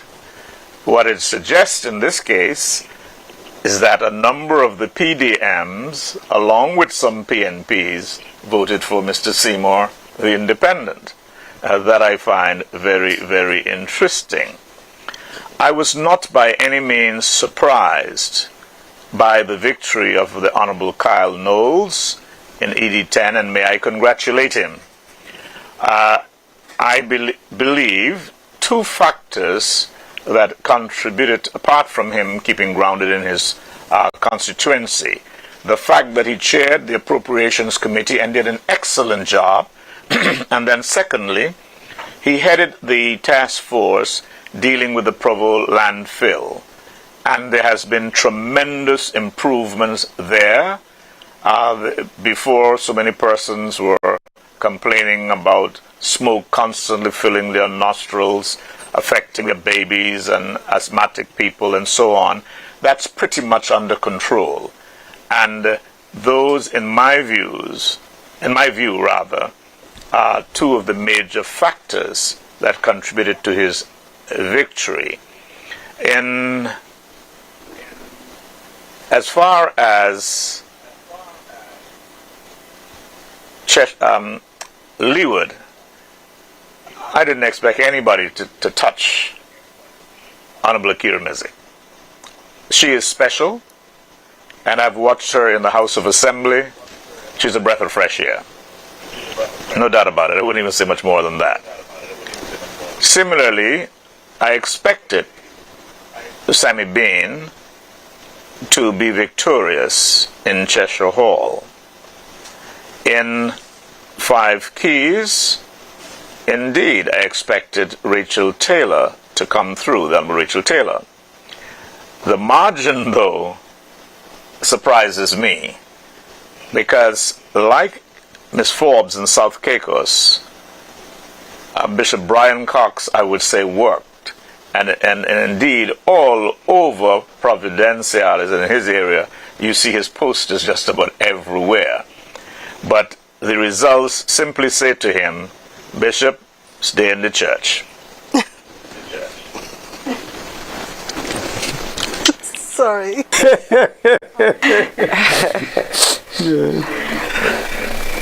I'm wondering if that will be the general consent. Anyway, my we'll comment see. on the outcome. South Caicos, I thought that we're not hearing Ms. Clark. Honorable Malcolm would have succeeded. But my view changed and I got concerned after I saw something, I think 2 days ago. So I congratulate Mr. Seymour, young, vibrant. I expect to see much out of you, and I pray that you do work hard for the South Caicos constituency. Akira, hands down, she's admirable. I admire her. Champion. Not that she's unbeatable, because we all are, but right now she's fire. When it comes to Sammy, congratulations to him as well. I expected actually Sammy to succeed. During the last campaign, he is the winner. It was a very good strategy, I believe. I've expressed that to Honorable Hall, that it was good strategy on the PNP part to have run him in that area this time around. The last time he won, he didn't take up a ministry, but why put him to posture? He still have the love of the people, and it was clear today. Who am I missing? Rachel. Rachel? Oh, now when it comes to Rachel, I have over the years heard of her contribution. Can we just interrupt you a minute? The supervisor of elections is standing by with additional results. Sorry, Glenda, we'll come right back to you. Hi, Zoya, we're with you. Hello, we're back. However, we have a slight issue here in this district. Mr. Lewis is going to tell us about ED6, the bite. Good evening, Turks and Caicos. This is the official results from ED6, the bite. Matthew Stubbs of the PNP party, 358. Matthew Stubbs of the PNP party, 358. Kimball of the Skippings, PDM, 359. Kimball Skippings, PDM party, 359. And a recount has been requested. Now, Mr. Lewis, let me just ask you a question here. The recount being requested, of course, is going to be manual, correct? That is correct. All recounts, all requests for recounts must be done manually. And how long do we expect for this recount to be before we can get the official result again? It will take a long time, maybe a few hours to recount all of those ballots. Okay, so there you have it. ED6 may be one of those that come in later in the night, as that recount may take a few hours for them to do, as it is a manual process. So we'll keep you updated as soon as we have more. Mr. Supervisor, I don't know how much gray hair you got on your head. But I mean, I'm wondering why they didn't give us the results. Thank you, Zoya and Mr. Lewis. For Blue Hills, because they told us Blue Hills is a recount. Why didn't do the same thing? Give us the results as well for Blue Hills pending a recount. He hasn't made an official announcement about Blue Hills. He just said a recount, but he didn't tell us the numbers. Yes, that's right, he didn't. While we're at it, we're gonna try and rejoin Audley Astwood, who's standing by in the United Kingdom. Audley? Dre? I'm here, Sharon. Hi. Hey, Dre. Good night. Good morning. Drake? Audley, we call him Dre. How are you, my brother? I'm enjoying the broadcast. This is certainly history in the making, and everyone responsible for this broadcast, in front of the camera and behind the camera, what an excellent job. Thank you. Thank you. Thank you. So, Audley, you've been following the results. What do you think so far? Yes, I have. What are your thoughts? Well, I'm not surprised with the results I'm seeing, and I'll tell you why. The voters of the Turks and Caicos rejected a number of PDM candidates in the last election, and the leadership made the mistake of bringing back 5 or 6 of those persons. And with my experience in politics, when I saw that, I thought that was an easy layup for the PNP to slam dunk this election, and that's why we're seeing the results that we're seeing.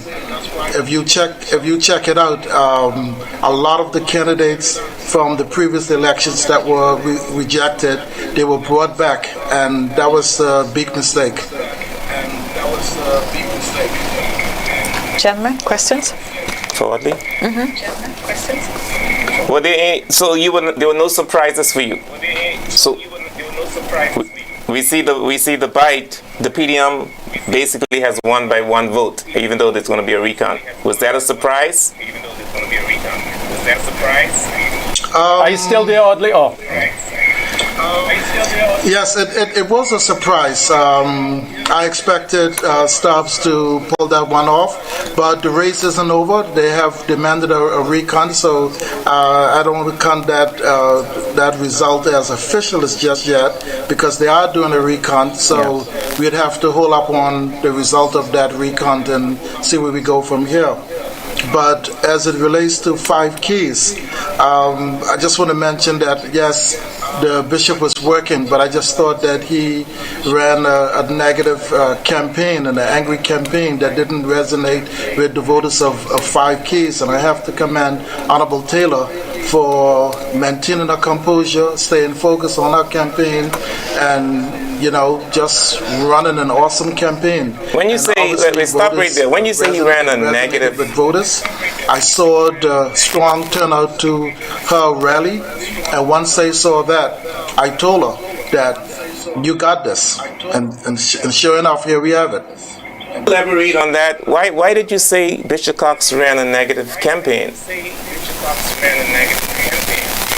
Negative in what sense? I don't know if you've been following on social media, but when I saw her photo, and her photos was used repeatedly on these negative campaigns, it was something that I've never seen before. I've been active in politics since 1991, and I've never seen the type of campaign that Bishop Cox was running. I'm not going to go into details, but the campaign that he was running, I thought that style of campaigning resulted in Honorable Taylor's sign being destroyed. Even the video ads that he was doing, I just thought that he should have focused on policy. Tearing down, I think this is a lesson for future politicians, that You have to focus on your plan, your policies, what it is that you're going to be offering Turks and Caicos rather than just tearing down your rival candidate. That is not going to win you the election. All right. Thanks for explaining your comment. Audley, you've been writing a number of articles as well, more or less leaning towards or supporting PNP. Why? Supporting PNP. Why? Can you repeat for me, please? We've noticed that you've been writing quite a number of articles, and in my view, they were leaning or supporting PNP. Was there a particular reason for that? Leaning, they were all the way. Knowing your foundation. I spent most of my time with the PDM party, but I realized over a period of time that the PDM party is not a forgiving party. They don't forgive people who leave the party and come back, whereas the PNP is more receptive, more open to welcoming people back into the party. And I took a look at the two leaders, and what I saw an Honorable Washington Music, and if I could be a bit candid here, I didn't support him in 2016. I supported family, and to be truthful, I supported family because I'm thinking, it's my family support family, and so I went against my conscience on that one. They're supporting family for supporting family. But 3 months had passed after the 2016 election, and I got a phone call from my friend, Honorable Washington Music. And I was a bit hesitant about meeting him because I figured that he would have been angry or upset that I didn't support him, because that's the norm that I'm used to with politicians. But this was not the case with Honorable Washington Music. When I met with him, and the first thing I did was try to explain why I didn't support him, why I didn't support PNP, and he stopped me in my tracks and he said, look, I understand, I get it. You are supporting family. I can't expect you to go against your family, and I wouldn't even try. And for me, that humbled me, because I'm thinking 3 months after the election, this guy is in, upbeat spirits, good. He's talking to me just as much as a friend as if I had supported him. And when I saw that, I said, this is clearly the type of forgiving leader that we need in Turks and Caicos. And I could go on and on till the cows come home thinking about what a great leader that Honorable Music is. And for those who don't see it the way that I see it, history will see things better when they take a look at the great work the Honorable Music is doing. He's definitely the leader for our times. There's a lot happening in the world today, and the Turks and Caicos needs a leader who can hit the ground running on day one. And no fault of my cousin, I love him. His family, I love him, but he got that position through default. It wasn't like he was elected by the party. I think it was a missed opportunity when they had their convention and they didn't go through the leadership process to show that he was warranted to have that position as leader. So he didn't choose to become a leader. He was thrown in his lap. He don't have that experience. There are more experienced candidates on his team than himself. And you could argue that, okay, well, perhaps he could have others in the party to lean on for that generational wisdom. But the PDM party exercised so many of their experienced members. Then you look at his deputy. His deputy was never elected, doesn't have any governance experience. So what could his deputy offer him? So I took a look at all of those things there too. And for me, it's no surprise why Turks and Caicos voters are voting the way that you see them voting. Do you have an overall projection on the results, my friend? Well, I've always predicted that there would be a landslide victory. I see the PNP getting nothing less than 14 or 15 seats, and that's me being modest right there. It could be more. But I am a bit thrown because I didn't expect the outcome with the bite. But to be fair, the bite has always been close. If you can remember, Portia Stubbs and George Pratt had a very close call as well. So the bite remains split 50-50 almost. So that's something that I think the party needs to take a look at to create a bigger inroad into the bite. Thanks a lot, Audley. You're either up late or up early, depending on how you want to look at it. But thank you. That was Audley. Oh, I'm excited. It feels like 12 noon right now. Oh yeah. Any final words? Yes, keep up the good work. I am enjoying the coverage. Hats off to Radio Turks and Caicos, and again, any and everyone behind and front of the camera doing an excellent job. Keep up the good work, and I'm going to continue to follow the coverage as this the rest of this results come in. Thank you. And we hope, as someone in our field as well, that you'll be joining us here on set in 2030, right? Of course. Wouldn't miss it for the world. No place like home. If one of the members of your panelists is running for office. I don't know. I'm thinking I'm, flanked by two possibilities. I think that person knows who he is. Thanks a lot, Audley. Good talking to you. Rest well, my friend. Yes, thank you. Yeah, it was 16 it was that we had that all-night episode between Portia and, is it 2016?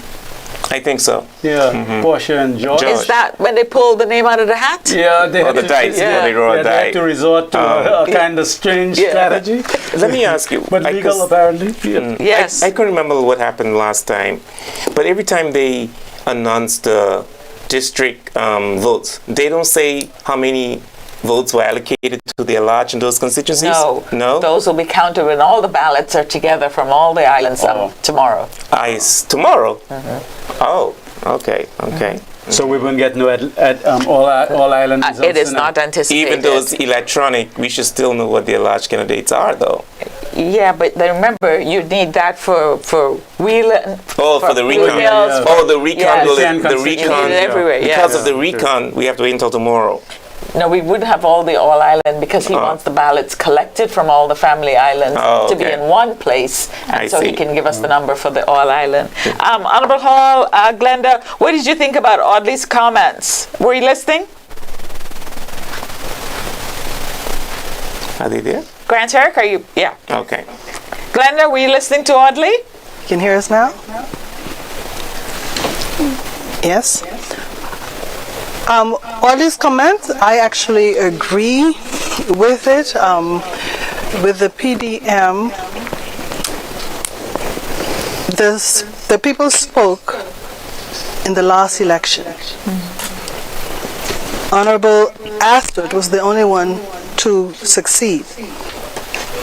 Why then, using strategy, would you bring back those who were challenged, defeated? The party needed a facelift. Unfortunately, and I might get flack for this, his choice of appointed member spoke volumes to his leadership style when he joined him in the House of Assembly for the first time.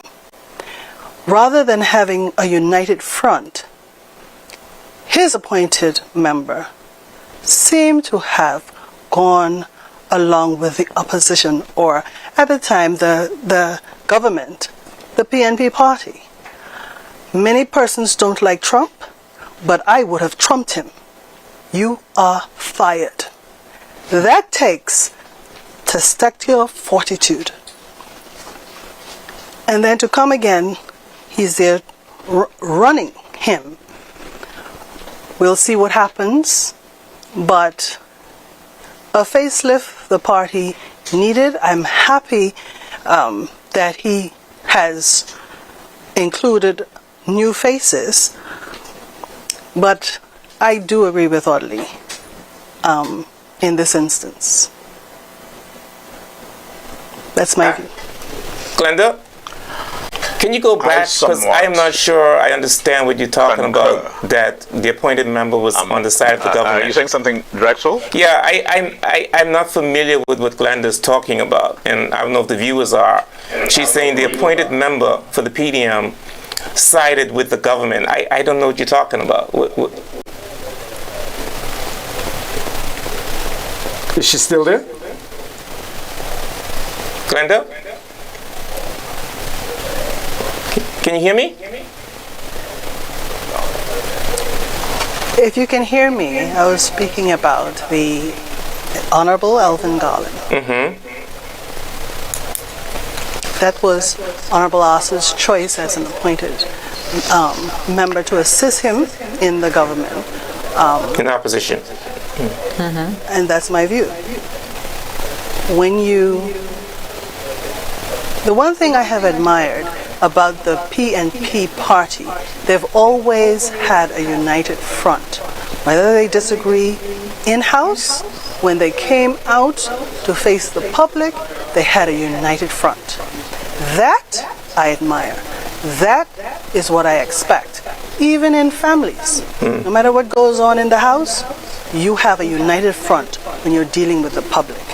And unfortunately, when I saw what was displayed in the House of Assembly when Honorable Astrid first went out with his appointed, I had much cause for concern. That's my view. Okay, thank you. You don't have to repeat? No, thank you. I thought there was some examples and stuff. That's what I wanted to find out, but thank you. Some of the sentiments she expressed, I had discussions with some keynote persons in the PDM, and I share some of the same concerns, not concerns, but the matters. In fact, there were good persons, fresh blood, that applied to the party, and they never even responded to the individuals, right? In fact, I raised the name to... I thought they responded to everybody. No? The individual, well, I know the individual personally. Oh, okay. He never even got a response. In fact, I spoke to one of the branch chairmen, and I said, what about this guy? She asked me who the guy is. She didn't know the guy. So the thing about it is that if you don't know about individual, find out about Drex. Agree. I think that is one of the problems I found. Right. I didn't say much about it because you have to be extremely careful who you talk to sometimes. But I totally agree with her. That's interesting what Glenda said, really. Yeah. Honorable Hall, you started to make a comment?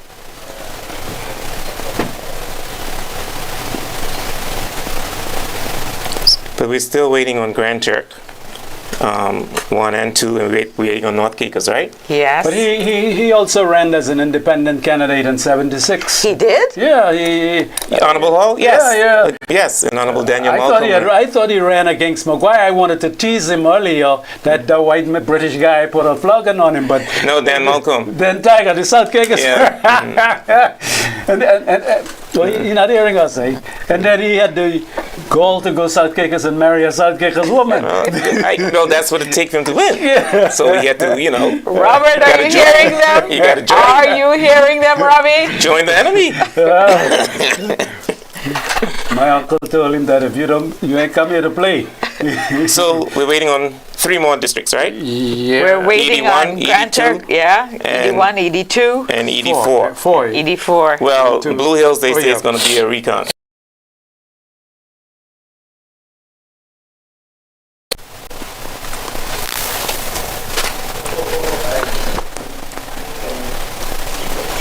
Okay, so you just said we're still waiting on some results. Yes. This one here. Which one? Grand Turk, ED1? ED1. I find it interesting as well. Because you have a former PNP. Exactly. Yes. Right. You have a former PNP. I think he has strong family ties in that constituency. Was that Uncle Bob's, Honorable Francis's constituency?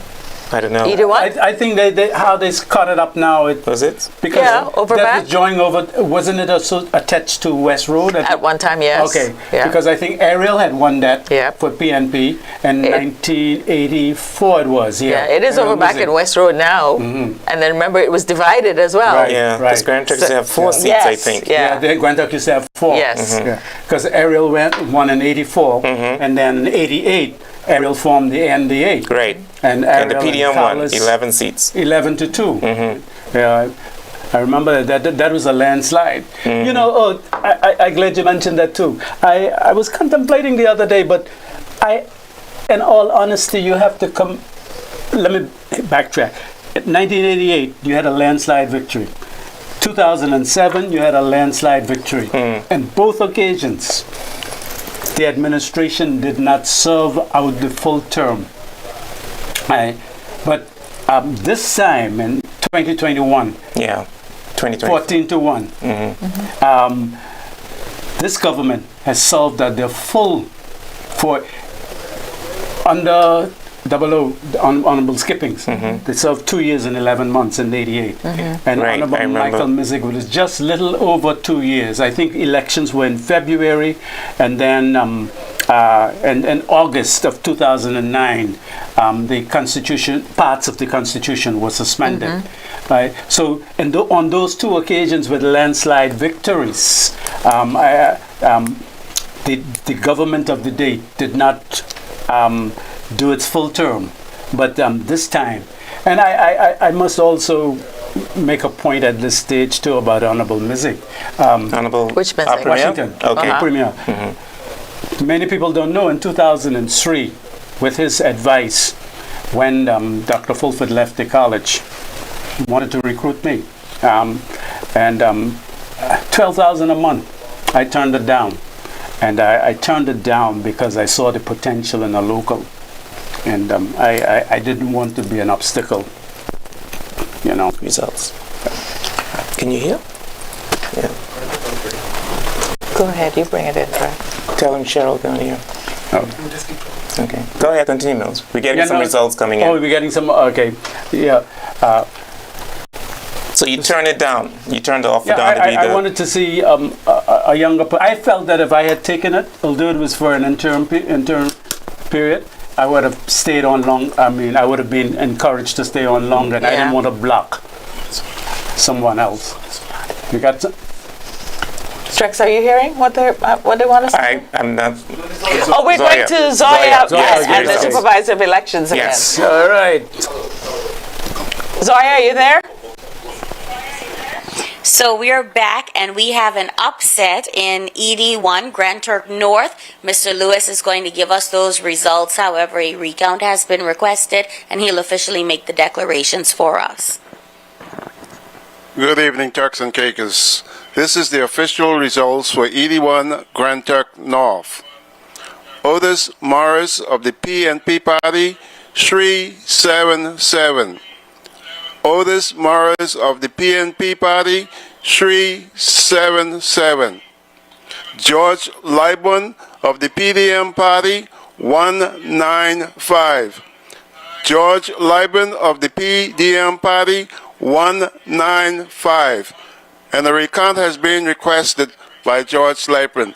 The official results of the leader, of the person that win the ED1 district and is the candidate for the ED1 is Mr.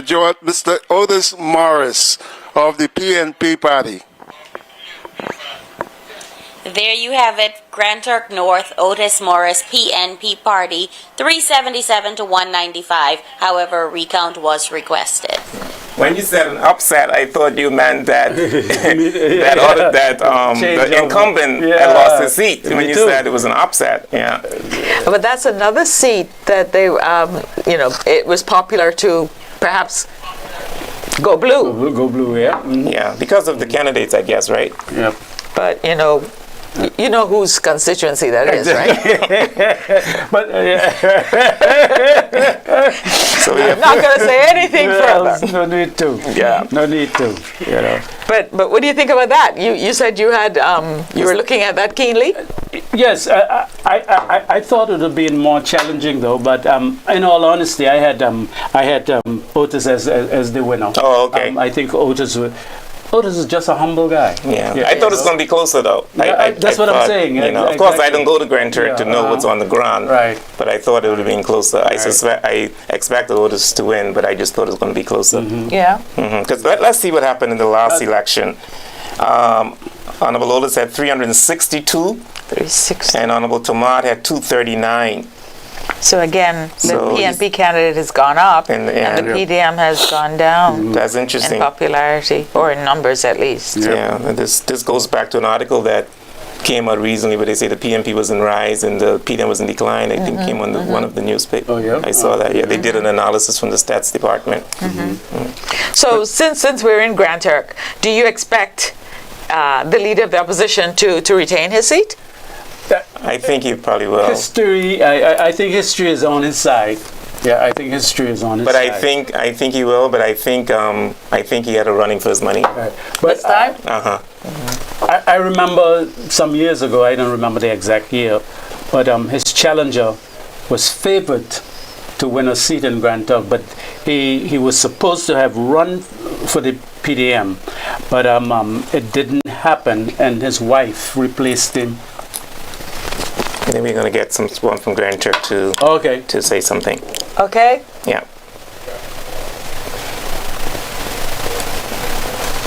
Ready? Okay, Honorable Hall, then will give us some comment on the Grand Turk. Back at it here in Grand Turk. It is no surprise to me that the Honorable Otis Morris would have won. And of course, it is by a significant margin. I don't want to be repetitive, but it is abundantly clear that his challenger, Honorable George Lightburn, got less votes than the previous challenger, Honorable Tamad Butterfield. And in the case of Honorable Otis Morris, he had an increased level of support. But bearing in mind the number of voters in that constituency, it is a relatively poor turnout in that area, because you're talking about just not even quite 600 voters turn out. And I don't regard that as a very high turnout. But again, I want to congratulate the Honorable Otis Morris. Recount, well, it's the person's right. But when you have a majority of 377 to 195, I honestly don't see the point.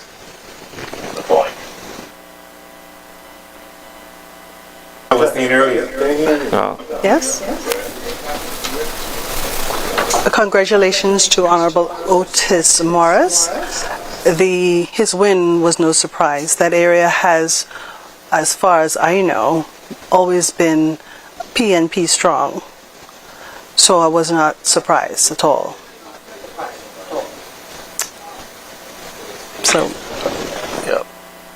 one time when it went to the PDM, and you would recall that there have been periods when we had different voting arrangements. At that time, when the PDM with Honorable Sarah Mizik and I think Simeon Hamilton and someone else won that seat, that was when they had this multi-voting system. Each person had like 3 votes. And I must say, that was a period when the PNP was virtually at its lowest ebb. And needed to rebuild, and of course they did rebuild. But they're talking. And that is evident with the results that we are seeing now. Yeah. It is going to be interesting when we add get to to what the Honorable Hall large was to saying, see I think how is he done? the Honorable No, not yet. Washington Music and Fairs. 88 when we had the Because I have always maintained that elections have a lot to do with leadership. You cannot hear. And I would not disclose what I'm hearing about in ED2. I'll wait for that to be officially declared. But it's going to be interesting. We're in for a very, very interesting night. And looking at the results, I sense a bad omen for the PDM. Because normally the PDM would leave Grand Turk with a large number of votes, meaning their candidates in Grand Turk would have had a lead of several hundred put together and add to the others as they go down the islands. This time, it does not look good. Well, you may view it as a bad omen. I think it's a wake-up call. Okay. Let's get it right. I want to say too. I mean, you see, like some of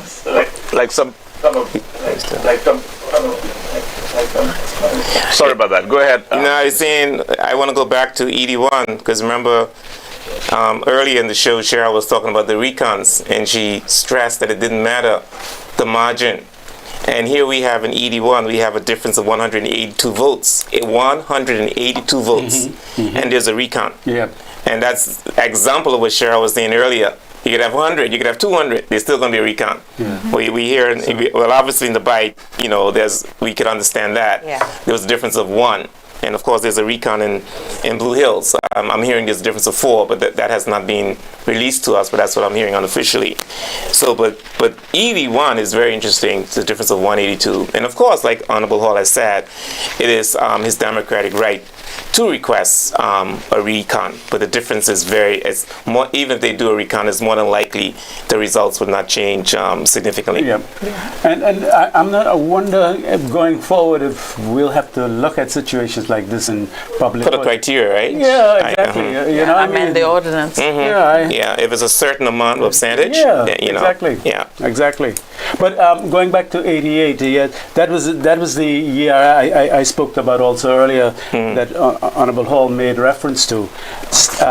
Only 2 seats turned out for PNP, and that was South Caicos. And that was South Caicos. Yeah, South Caicos North and South Caicos South. Yeah, Elton and Emily. Yeah, that was after all the commission inquiry and all that stuff. Yeah, that was a year. But Honorable Hall, we hear, well, at least I just learned that you're holding out on me, that you actually ran independently once.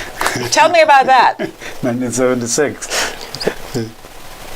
Again, I would be repeating what I said earlier, but simply because I could not identify with the PDM, wanted to be with the then PNO, but they had already chosen their candidate. And I just, as a proud Middle Caicos man, couldn't sit on the sidelines with the fact that the previous representative was Liam Maguire, an Englishman who was based in South Caicos, represented us for 4 years. Here comes another election, and another South Caicos man in Daniel Malcolm, the late Daniel Malcolm, coming to run for as the candidate. In Middle Caicos. Didn't sit well with me. Yeah. I sought to find someone else in Middle to run, but no one decided. And I thought you couldn't have an election in Middle Caicos and not one Middle Caicos person running. At that time, I was head teacher in Lorimer's, doing quite well. Didn't want to leave, but I had to put myself there.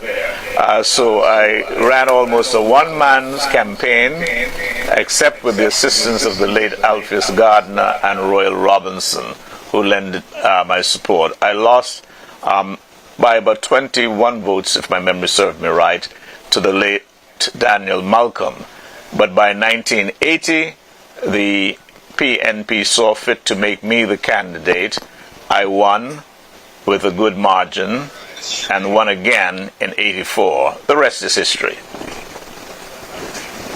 Isn't married a South Caicos woman, despite the anti-feelings about South.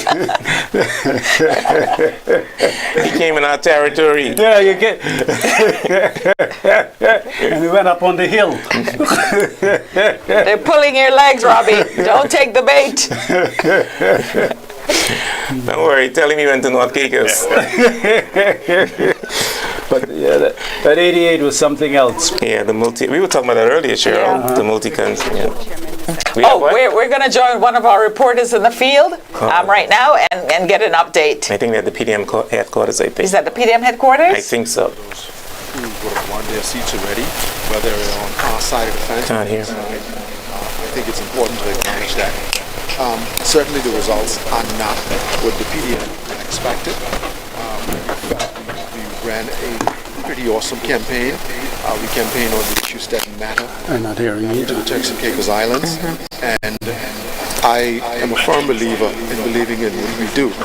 We'll critically assess our campaign. We'll critically assess some of the strategies we would have used in this election and go back to the drawing board and come again. But I want to clarify a couple of things that some of the commentators made on the show this evening. First, I'll start with Mr. Audley Oswood comments about our leader, which I totally disagree with him on. He seems to be a very bitter man. Our leader at our convention last year went uncontested as the leader, okay? And in order to espouse those sort of comments concerning our leader, I think you should at least be a member of this People's Democratic Movement Party and in the affairs of this party when we are holding a convention. If you're not, of course you're entitled to your opinion, but that sort of commentary should come from someone who was a part of the exercise when we dealt with choosing our leader. Okay, so that I totally disagree with, and it seemed personal and bitter. Secondly, I'd like to speak on some of the comments made by Dr. Mills as it relates to our party. There was no one who applied for candidacy in this party that this party did not respond to. So those comments are absolutely wrong, and he should retract them. And there were a number of other comments that he made that is absolutely out of context. And I'll also refer to Mrs. Clark, Glenda. Her analysis is totally flawed. She has absolutely no idea of how the PDM party operates. And if she's desirous of finding out, I think she should get in contact with myself, who's the chairman, or some other official of this party. I'll continue to watch the analysis, and I'll continue to respond accordingly when these persons on this panel get it wrong. All right? I'm all about fairness and equity, and I'm not going to stand around as the chairman of this party and allow people to comment incorrectly. So I just wanted to correct those things for the panelists on RTC this evening, and we'll continue to monitor and see what's happening with the recounts. We'll continue to monitor up until tomorrow and see what happened with our all-island candidates. Certainly we wanted this to go in a different direction, so we'll stay on standby and see what happens. Okay, well, thank you for sharing your thoughts. Back to you at the studio. Thank you. Thanks to the chairman of the People's Democratic Movement for his comments. I think before he starts responding to comments, he should listen to the comments and take the comments as a piece of advice. I think individuals, especially Brenda and myself, are just trying to give the party solid advice as a way forward. So if you don't want to take it, I'm sorry. I have nothing to apologize for. I spoke with the individual concerned, and I know. Yeah. So I think we have to learn in our country. That is our problem. We don't take constructive criticism. This is paving a way forward for the political party. You look at the results so far. That should say something to the party. Mm-hmm. Glenda, would you like to add to what the chairman said?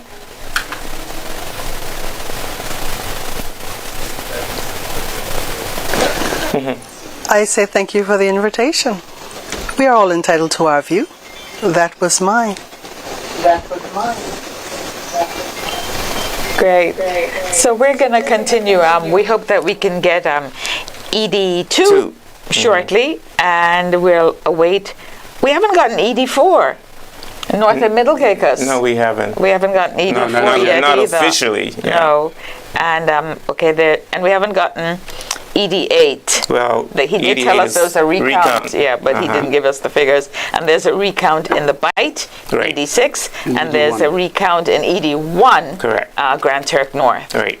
So we're still ED2, ED4. Well, let's go over the results again, Cheryl. Yep. Go over the results again. So ED1, Grand Turk North, Otis Morris, PNP, 377.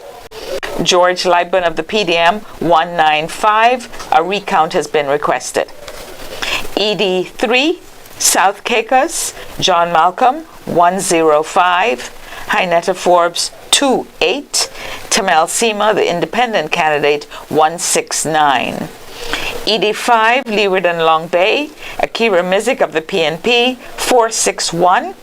Keith Cox of the PDM, 212. ED6, The Bight, Matthew J. Stubbs, 358. Audric Skippins of the PDM, 359. Recount has been requested. Cheshire Hall and Richmond Hill, Samuel Bean of the PNP, 552. Finbar Grant of the PDM, 354. Blue Hills, we understand there's a recount, but we didn't have an official figure. ED9, 5 Keys. Rachel Taylor of the PNP, 657. Bryant Cox of the PDM, 298. In Whelan, ED10, Kyle Knowles of the PNP, 394. And Vaden Delroy Williams of the PDM, 255. And that's where the results stand. So as it is, PNP has how many? PNP has 1, 2, 3, 4, 2, 4, 3, 4, 5. 5, eh? Yeah. Yeah. ED1? No, there's a recount there. So ED1. Okay. Oh, okay. So you're not including that? Yeah. Okay. Yes. Until we get rectify that situation. After the recount. Okay then. Okay. So 4. So we have 4 and 1 independent. 1 independent. One and one PDM as well for the bike. There's a recount as well. Sorry, because you're not including the ones that recount. Okay. Yeah. So really and truly, we're just waiting on ED2. ED2. Because the other recounts, we might not hear about this until tomorrow, right? Yeah. Yep. He said it might be a couple of hours, yes. So ED4 as well. We haven't heard anything from ED4. No, that's right. North we haven't heard. North. Yes. Not officially. Yeah. So we have the newcomer, Denez Williams. Yes. And Arlington Musgrove, the incumbent. And that isn't a big constituency, is it? How many?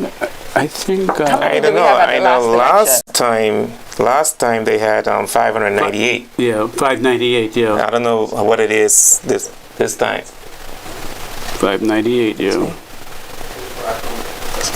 And South Caicos. Sorry, in South Caicos, Reverend John Malcolm, PNP, has 104. Not 105. 104. Okay. So we'd like to correct that. Okay. John Malcolm has 104. Hynetta Forbes of the PDM has 28, and Tamel Sema, the independent, has 169. Yeah. So John Malcolm actually had 104 as opposed to 105, as we earlier said. And this is clearly the South Caicos clearly PNPs and PDMs voted for Tamel. Yeah, it's obvious. It's obvious. Yes. Yeah, it's obvious.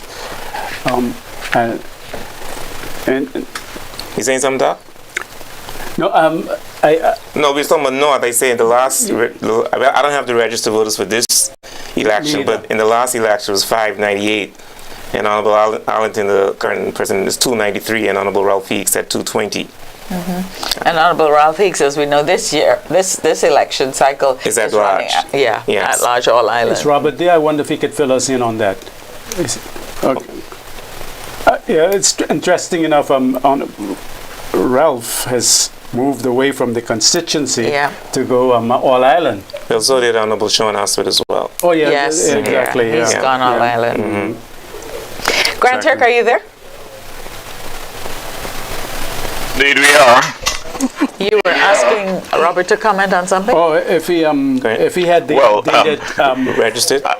I only wanted to number of voters to talk a little bit more about the PDM candidates, several who ran in the last election,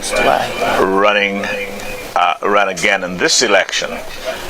In many instances, suggests that was a poor strategy, and I'm still baffled. While several of them who lost in their constituencies, which in my view was easier and smaller to work, how they think they would be more popular at large than in their own constituency. That one, I don't see the logics. Glenda? I have made my comment. I thought it was not a very good strategy to have those that was defeated so miserably in the last election to be chosen to run this time.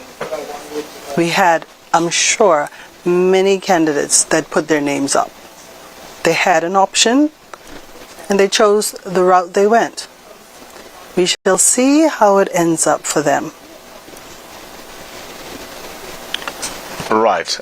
But as I've been saying, looking at the figures, although we haven't gotten to that large as yet, but if people were to vote party-wise or down the line, as I'm led to believe they will, it's not looking good. It's not going to be a very good night for the PDM. I want to go back to the candidates running at large. I know people are saying they should not have run persons they were defeated in the constituencies. These candidates are running at large. At large is different from constituency. So, and we have people who have been defeated in the past and they ran again. Honorable Taylor was defeated in 5 keys the very first time she ran. And she ran again and she won. So not because she got defeated means that you shouldn't run candidates again. That's my personal opinion. I guess also the thing is... May I respond? Of course. She wants to respond up to now. Okay. Yes? Make it when it relates to Honorable Rachel Taylor, I was cut short on my view when it came to her win. I expected her to win, as I said.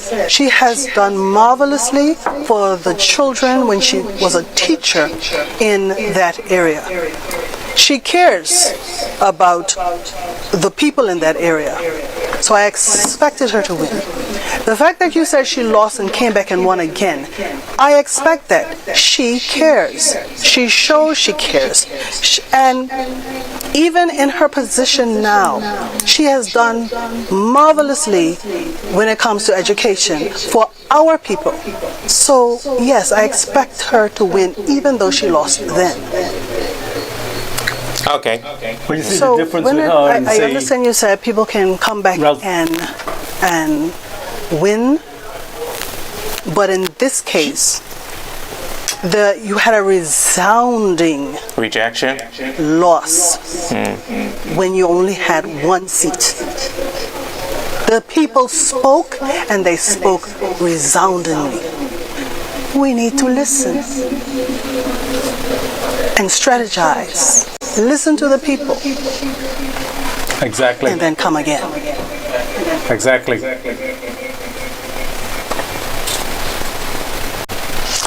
But isn't there an argument to say that these particular candidates are now known by the voters? Maybe they've regrouped, and I don't see the harm in them rerunning. I don't either. And then we don't know why they're very. People believe that. Excuse me. The rejection of the PDM party was rejection against their leader. That's what people believe. I don't know if it's true. So these candidates may say, well, they didn't reject me. We have a new leader now. I'm just saying, I do not know, Or people are feeling that they have seen a lot of physical improvements at these various levels in respect to the PNP, what the government has done over the last 4 years. Maybe people seeing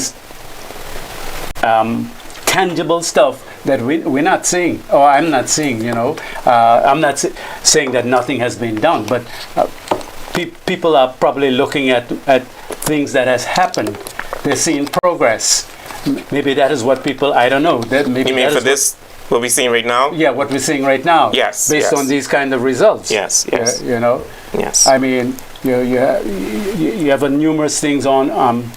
Although there's still one or two things I think that's still clogged up, but that need to be flushed out. But people are probably seeing tangible results. So I don't think I asked our Grand Turk colleagues, what did both of you think of the campaigns that were run? Glenda?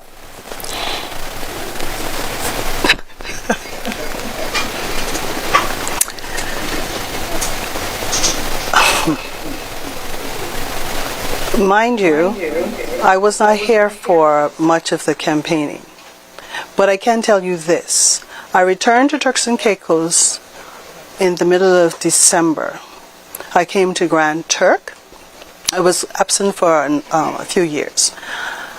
And where I live in Grand Turk with my parents, about 5 to 7 PNP landed on my doorstep to speak about gaining our vote. My father, everyone knows, is a staunch PDM. So one thing the PNPs, they're not afraid. They approached him same way. But not one PDM approached me. Now, my father said they came to him, but I know for a fact, because it's me, no one approached me. I saw the Facebook campaigning. I saw it. There are those that in the PDM party that I hope will succeed. I really do hope they will succeed. But I was of the view that the PNP has retained the government. That's just my view, and I'm entitled to my view. So, and then the PNPs, they've always seemed to be ahead when it comes to technology. I think the PDM, they're still lacking. They weren't responding to persons quick enough. They weren't responding to invitations quick enough. But the PNPs, they were on the money. You call them, they're there within minutes. So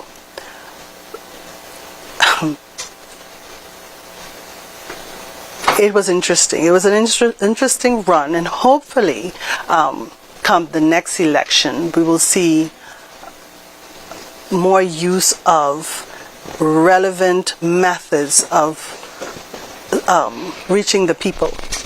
Because for one thing, it seems we still want that personal touch, but we have to cater also to the advance in technology. Though many of us may be afraid of it, we can't run from it. It's coming. We need to face it and use it to our advantage. And I think that is what the PNPs has as a trump position over the PDMs. But the night is young. We shall see what happens. I may be wrong in my assessment, but it's my assessment. Well, if I were to comment on the campaigns, I will go back to what I've been saying maybe over 6 months ago on Expressions, that the opposition was slow in organizing themselves. I always said that an opposition as the government in waiting has to be ready at all time, because under our system where there is no fixed date, the premier can call elections almost at any time. And so they should have been out there a long time getting themselves together. That they failed to do. And in the last months, even an announcement of their candidates, they had a relatively short period to work the field. And they should have done better in that regard. I will not speak to the quality of their candidates at all. But with regards to the rallies, and I observed one of their rallies at the PDM headquarters in Providenciales. I observed perhaps two of the PNP's rallies, particularly one with the Honorable Akira Mizik. And I can tell you the energy level at these PNP rallies was far superior to that of the PDM. And there is a sort of psychological thing with that, because people tend to want to be where the excitement is. They want to be with the winners. I observe the last rallies here in Grand Turk, and in fact I position myself, and I have no reason to be distorting anything. And when the PDM's motorcade passed through the township, I counted 32 vehicles. When, now mind you, they could have gathered steam as they went through Breezy Bray or elsewhere, but I'm talking about what I saw. When the PNP's motorcade passed through, I counted 54 vehicles. I'm not suggesting that that dictates votership as such, but with the rallies, of course, the PNP had the upper hand because they were basically accounting for what they have been able to achieve. And here in Grand Turk, several of them may not have been seen but could be felt, like the social services that they provide, the topping up of the 70 plus, some who didn't have pensions now getting $1,000 a month, the daycare provisions and so on the like, the assistance to repair houses, and various other grants that are provided. The PDM, on the other hand, and that's unfortunate because that's the only thing opposition in this case could do, is to talk about, in other words, make promises. What they'd like to do, there isn't much. And they did not campaign much on what they did when Charlene Cartwright Robinson was their leader. In fact, it would seem to me either they distanced themselves from her or she distanced herself from them. In contrast, whether you like it or not, the PNP brought out all their big guns. There was former Premier Dr. Rufus Ewing, former Premier Michael Mizik, former Deputy Premier Floyd Hall, you name it. I'm only a small fry, but I did not get actively involved because of my role.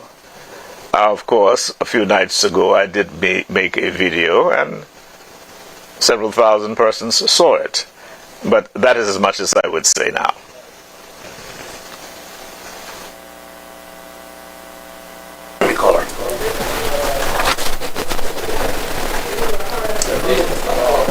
You can talk. It is done. Go ahead. Thank you so much for that. I was going to ask, though, either of you, do you think the political landscape has shifted compared to past elections? Drexel? Let's put it this way. For the last 3 elections, we have been changing governments, all right?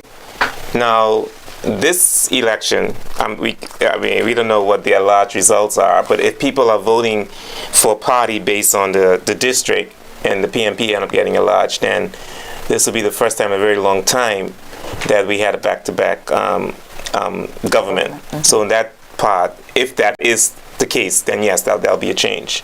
Mm-hmm. Carlton? Yeah, I totally agree with Drex. Even say 2003, 2007, we haven't had a full term, 2 terms. This is we've never had a full 2 term with the PNP government. Exactly. Yeah. We've only had it with Derek, I think, Honorable Taylor, right? It's a bit early to say, in my view. Right. We'll have to see what happens between now and... Yeah, because they're large at 9 seats. Yes. So we don't know how people, are voting. But if they vote based on the district, then... But we don't know. But I don't think it can be denied that we have a more informed Turks and Caicos. Yes. And I think some people have not yet realized that, come to grips with that. It's not about tradition anymore. You have to be able to reach out to that younger generation now. Those 18, 21-year-olds now who are going to be able to vote in the next election. And you're right. And and a lot of young people, they're not voting based on their family tradition. No. They're not like, this is my daughter's first time voting. And she said, Daddy, I don't know, I haven't made up my mind yet who to vote. I didn't tell her who to vote for. I just tell her vote for the best people. That was all my advice. And so these young people are not, a lot of them are not. There's some that's still voting in their family's tradition, but a lot of young people are not. As you said earlier, there are a number of our young people who are moving forward with their own businesses. They're becoming independent thinkers, right? So politics don't really matter to them. They're going to vote for an individual who they see on basically the same level. That's why Glenda's comment must register. Our young people, don't take them for granted. Actually, not only young people. I know someone whose name is not mentioned who has always voted for the PDM party, and this election, this person is voting for the PNP. First time. Say why? Because they see the benefits, particularly from the social services aspect. They felt it, and they felt that there was objection in the House from the opposition. That's what they felt. Now, I don't really watch the House of Assembly to say whether that's true or not. I don't want to be corrected by the chairman, but I didn't watch that.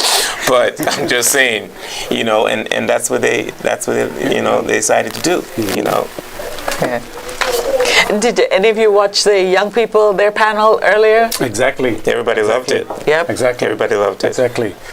They're serious. They're serious. They have nothing to lose. They have nothing to lose. And they want to get involved. They want to get involved, and they're going to be plain speaking, and we have to understand that and get out of this mood that every little thing we take as a criticism, rather than simply sitting back and analyzing what people are saying and plan like Professor Lee just asked the question. I think it's a little early, but what does this mean so far for the political? I think it's something you just asked to share. Going forward, what does this mean for the political future of the Turks and Caicos? I guess we'll have to wait until we get the at-large results, the all-island results tomorrow. Well, I'm hearing it may come out tonight. Okay. Yeah, I'm hearing it may come out tonight.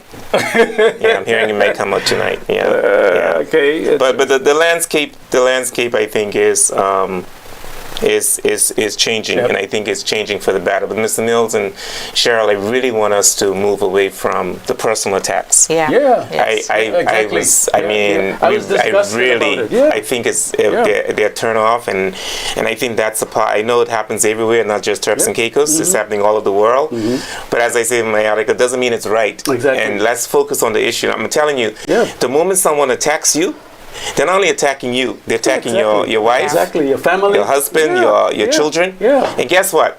People who were thinking even about voting for you for the party, even though the party candidates probably were not involved. Exactly. But the fact that they attack you, they just drove you away from their party. And so those are things we really not need to attack people personal.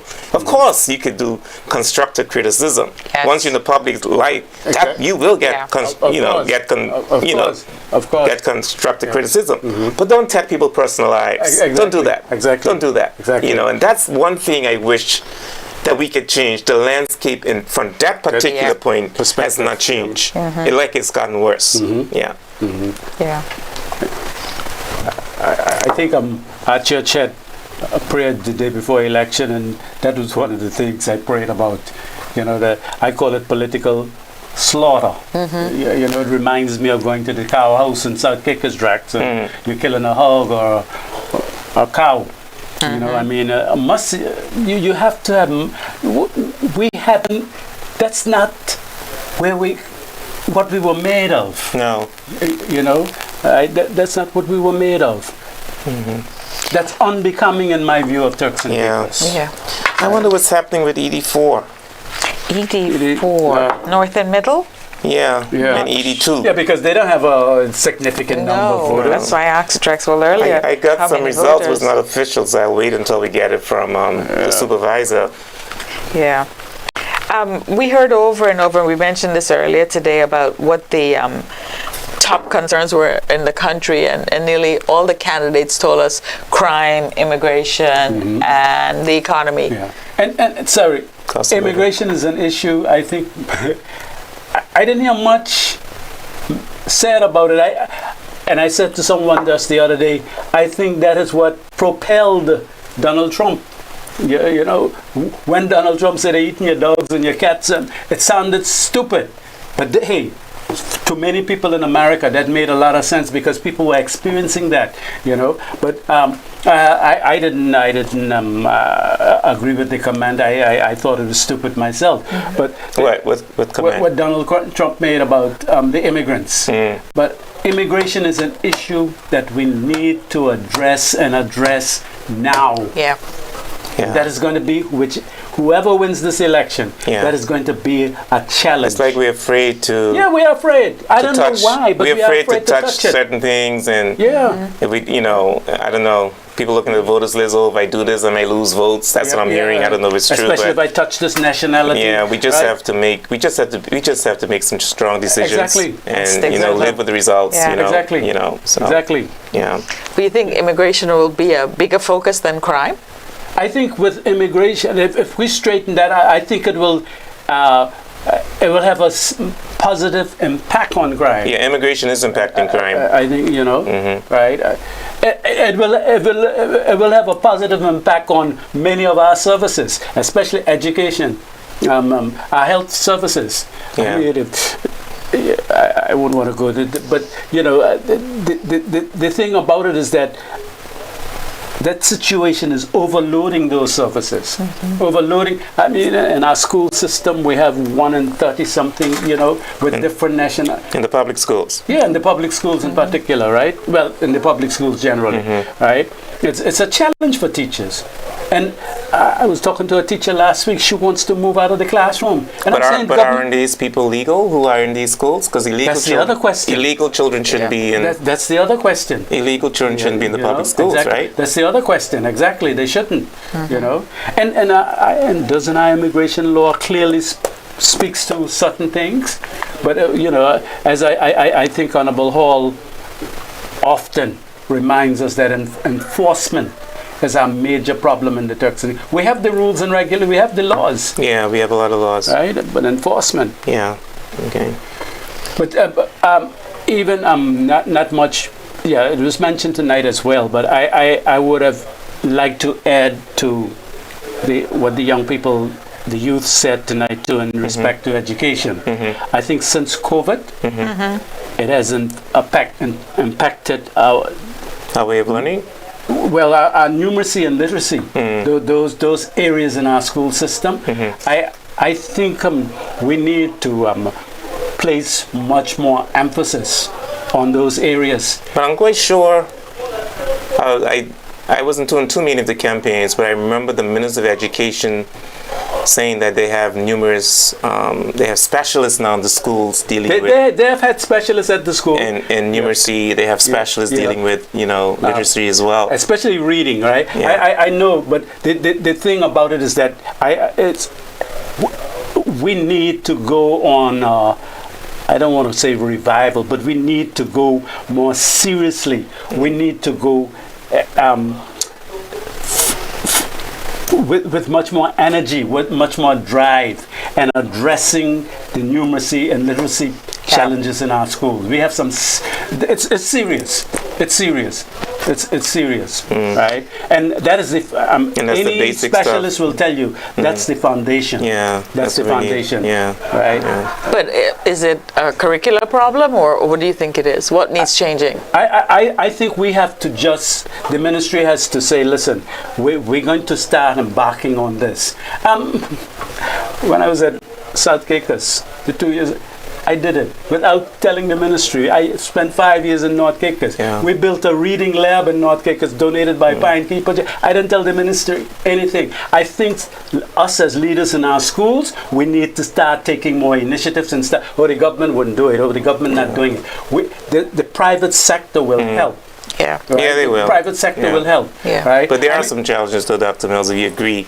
If you speak to some of these teachers, they have persons coming to the school who can't even speak English. Yeah.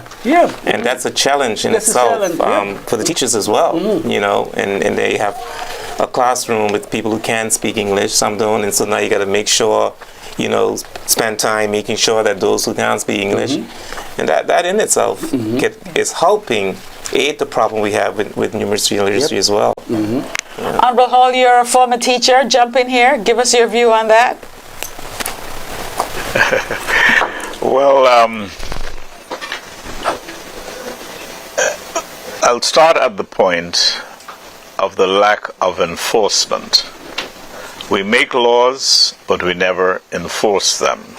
For instance, we have a number of casual workers, laborers, domestic individuals from elsewhere bringing their children. That is practically, I don't want to say illegal, but the guidelines prohibit that. Only skilled professional persons are allowed that privilege. But we see it almost every day. They're coming, and that's happening. But what I think is really necessary, we need, while I thank the contract teachers who come here, and they come obviously because there's a shortage. We need to find ways to incentivize Turks and Caicos Islanders to enter the teaching profession and to specialize. Just last week, when I was in Providenciales, I saw a specialist came in from Trinidad. Of course, I have no opposition as long as there's a need. But I am saying we need to start identifying our own people and offer them these opportunities. Of course, it means they have to come forward and embrace the opportunities. Because what I do find in the broader scheme of things, most of the other people who come at every level, they are not familiar with the history and the culture of these islands. And that is extremely important. When I was teaching in Jamaica, and I go to a new class, I try to find out the background of these children. And invariably I found out where they live, and with a little bit of psychology, even though I never met their parents, I try to find the names. So I'll tell the children, say, it's a Harvey, you sure you don't want me to tell you your daddy? And, you know, they think, well, oh, maybe he knew him, you know, that sort of thing. But it's good to know the children's background, because every child has, you know, some individual difference, and if you understand that, you know how to deal with them. But what I was saying, and I'll just give you two examples of where, in many instances, the foreign teachers, even at the community college level, not aware of certain things.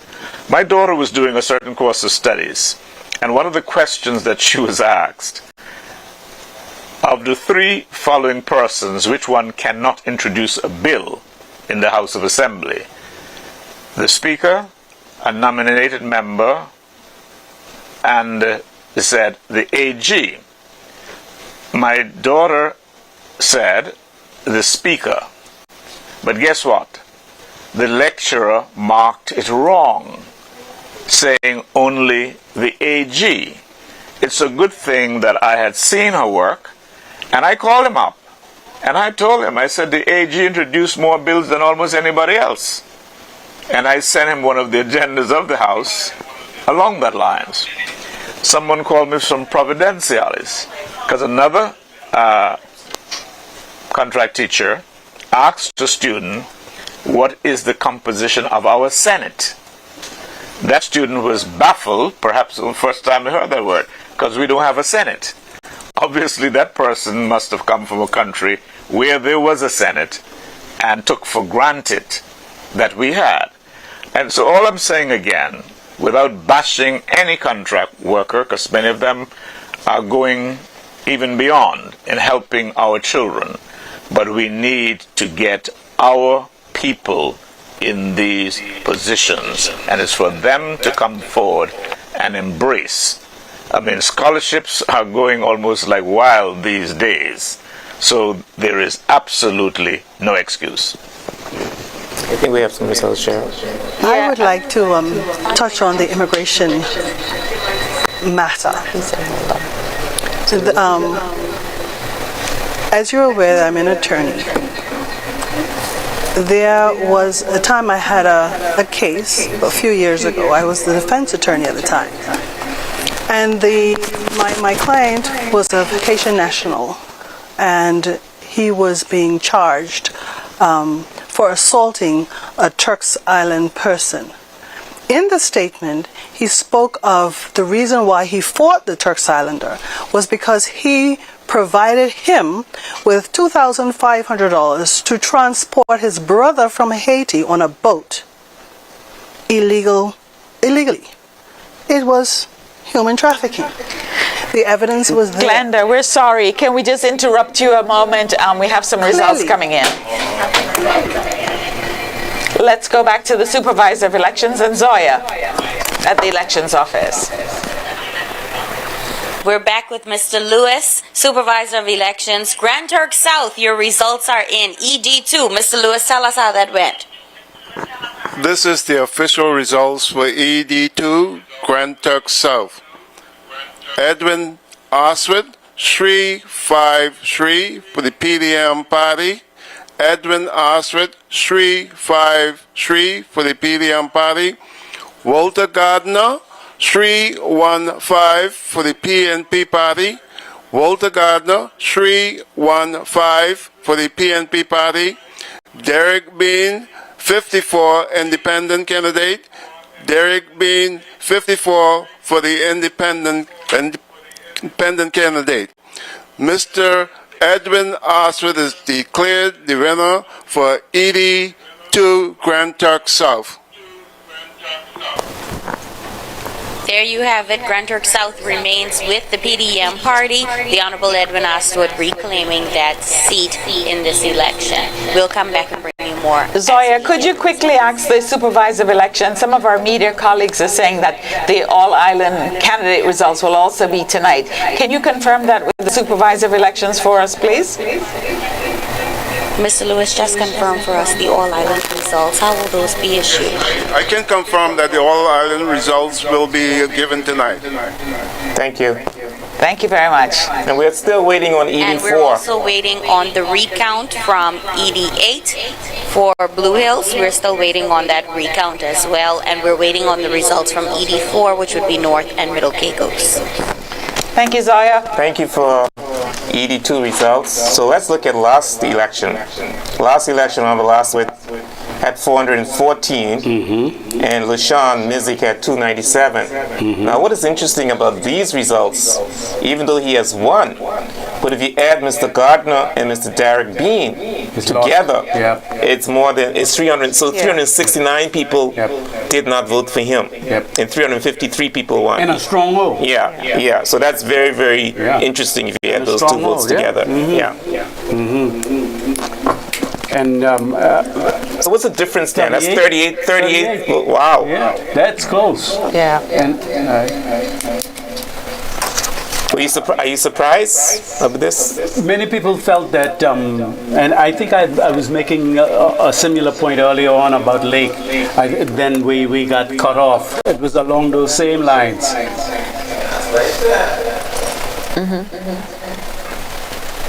It was along those same lines? Yeah. That he would maybe not win, but he was going to provide a major challenge. There were people who felt that he would, but this is a major challenge for a stronghold. And the leader of the opposition should look at this carefully. He needs to look at this carefully.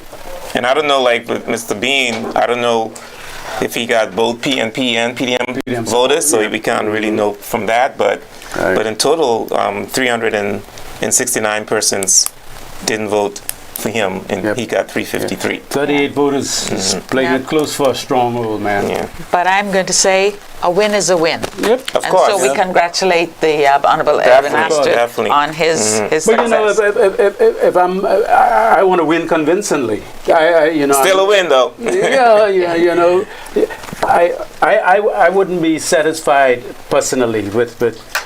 Oh, sorry. You wouldn't? Honorable. Sorry. Why do you have a tick next to Derek? Okay. It's probably just an error. So that was ED2, Grand Turk South. The Honorable Edwin Astwood retained his seat with a total of 353 votes. Walter Lake Gardner of the PNP, 315 votes. And Derek Bean, the independent candidate in Grand Turk South, 54. Now on the screen they're showing 51. I thought he said 5-4. He said 5-4. Yeah, he did say 5-4. Yeah. Okay. We'll double check that when we get back to him. But those are the results for. All right, so we're getting there. We're getting there. And it looks like it's going to be a long night if we're also getting the All Island. the All-Lodge tonight, right? Did Gardner? He ran before. No, I know. Rita ran before the wife as well. Yeah, he was supposed to run. That's the point I was making. But something happened. I can't remember the circumstances. And then she came in at the last minute, the 9th hour.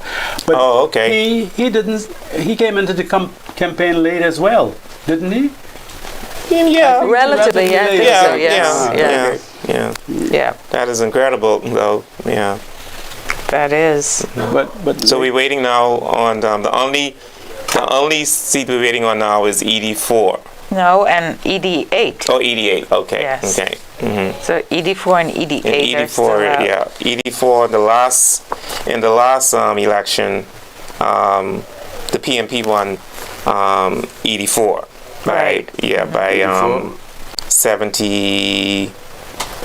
by 70 votes. 73 They've votes. corrected the stats now. So Derek Bean has 5-4. 5-4. Yeah. Okay. Yeah. Okay. And then remember, we're still waiting on recounts for Grand Turk North, ED1. Yeah. We're waiting on a recount on ED6, the bite. And they have South Caicos, Cheryl. They need to change that. South Caicos. At the top. That's supposed to be ED2. Oh, yes. If you could ask them to change the ED2. results. These results are ED2, right. Grand Turk South, not South Caicos. Yeah. I just wanted to make it addition to something. Congrats, Honorable Aswad. Congratulations, Honorable Aswad. Yes. To Honorable Hall mentioned earlier when I was on the show about we were talking about the Junkanoo Club incidents in the 1976 movement towards the 1976 Constitution, and we had a commission of inquiry into the Junkanoo Club incident, and the individual who headed that commission, sole individual, was the Sir Hugh Small, a lawyer out of Jamaica, and his wife was his secretary. He didn't trust anyone, right? And a few copies of that report, the Junkanoo Club incident, was made available to people, but no one seemed to be able to find it. I went to the archives in the UK, and I forgot the term they use, but it's not for public viewing, basically. Oh, really? Yeah, it was apparently it was a damaging report. But one of the things he recommended, and Honorable Hall was correct in saying it, was that he supported the move towards constitutional advancement and with ministerial government, because from the state council system we were preparing individuals there were committees who, for example, even from before, when Louis Francis was there, he had certain responsibilities. Hadley Durham had certain responsibilities. So even from the 60s, we were preparing individuals for ministerial portfolios. So it wasn't something that came overnight. There was some good that the British government did because they spearheaded this, right? But spearheaded what this? The local representatives were given certain responsibilities. Like, for example, Maguire had certain responsibilities, right? It was preparation for the ministerial portfolios, right? So we didn't just jump into the ministerial portfolios in '76 like that. It's interesting, E.T. South, that they didn't ask for a recount. Robert Glender, any views on the results from ED2, Grand Turk South? Well, if one bears in mind the history of that constituency, from the inception in 1976, the PNP has never been able to wrestle that seat away from the PDM. Many expected Mr. Gardner to do well, and indeed he did do well, but not well enough to wrest the seat from the Honorable Edwin Astwood.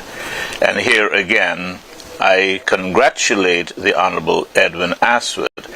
Of significance, though, is the fact that he didn't win by the kind of majority he won with in the last election. And when I look at the overall pattern, that's why I'm saying from now, even before hearing the at-large results, it does not bode well for the PDM. It seems to me they're in for a dark, cold night. My view in relation to this win, first of all, congratulations, Honorable Astwood. However, I would have, had I been the PNP making the decision as to who would run in that area, that area is largely a, like Salkey town, and Salkey people tend to stick with Salkey people. So if it is that they had intended to run Sharon Simons, I don't know what she will do at large, and I wish her all the best. But if it were me and I had intentions to run, I would have moved into that area for the year or two, however it took for me to qualify to run in that area. And I feel that with her running in that area, I do feel she would have given Honorable Astwood a challenge. Unfortunately, they have run her at large. We'll see what happens there. But as the Honorable Hall says, that area has been a stronghold for the PDM for a number of years. To take that, you have to use strategy. And not saying that Mr. Gardner didn't do well. He did exceptionally well. But based on his past, his profession, being a part of the National Insurance, he is widely known. That is my view. Being widely known, people know him. I'm of the view that that probably would have been a better position for him and put Sharon in Palm Grove. Just my view, but that is my comment. And it was a good run, I think, for Mr. Derek Bean, getting his feet wet. We'll see what he does come next election in another 5 years. Will he go again? It remains to be seen. Back to you. Back to you. Honorable Hall, question. In your view, how is the PNP different today from, say, 20 years ago? You think there's a difference?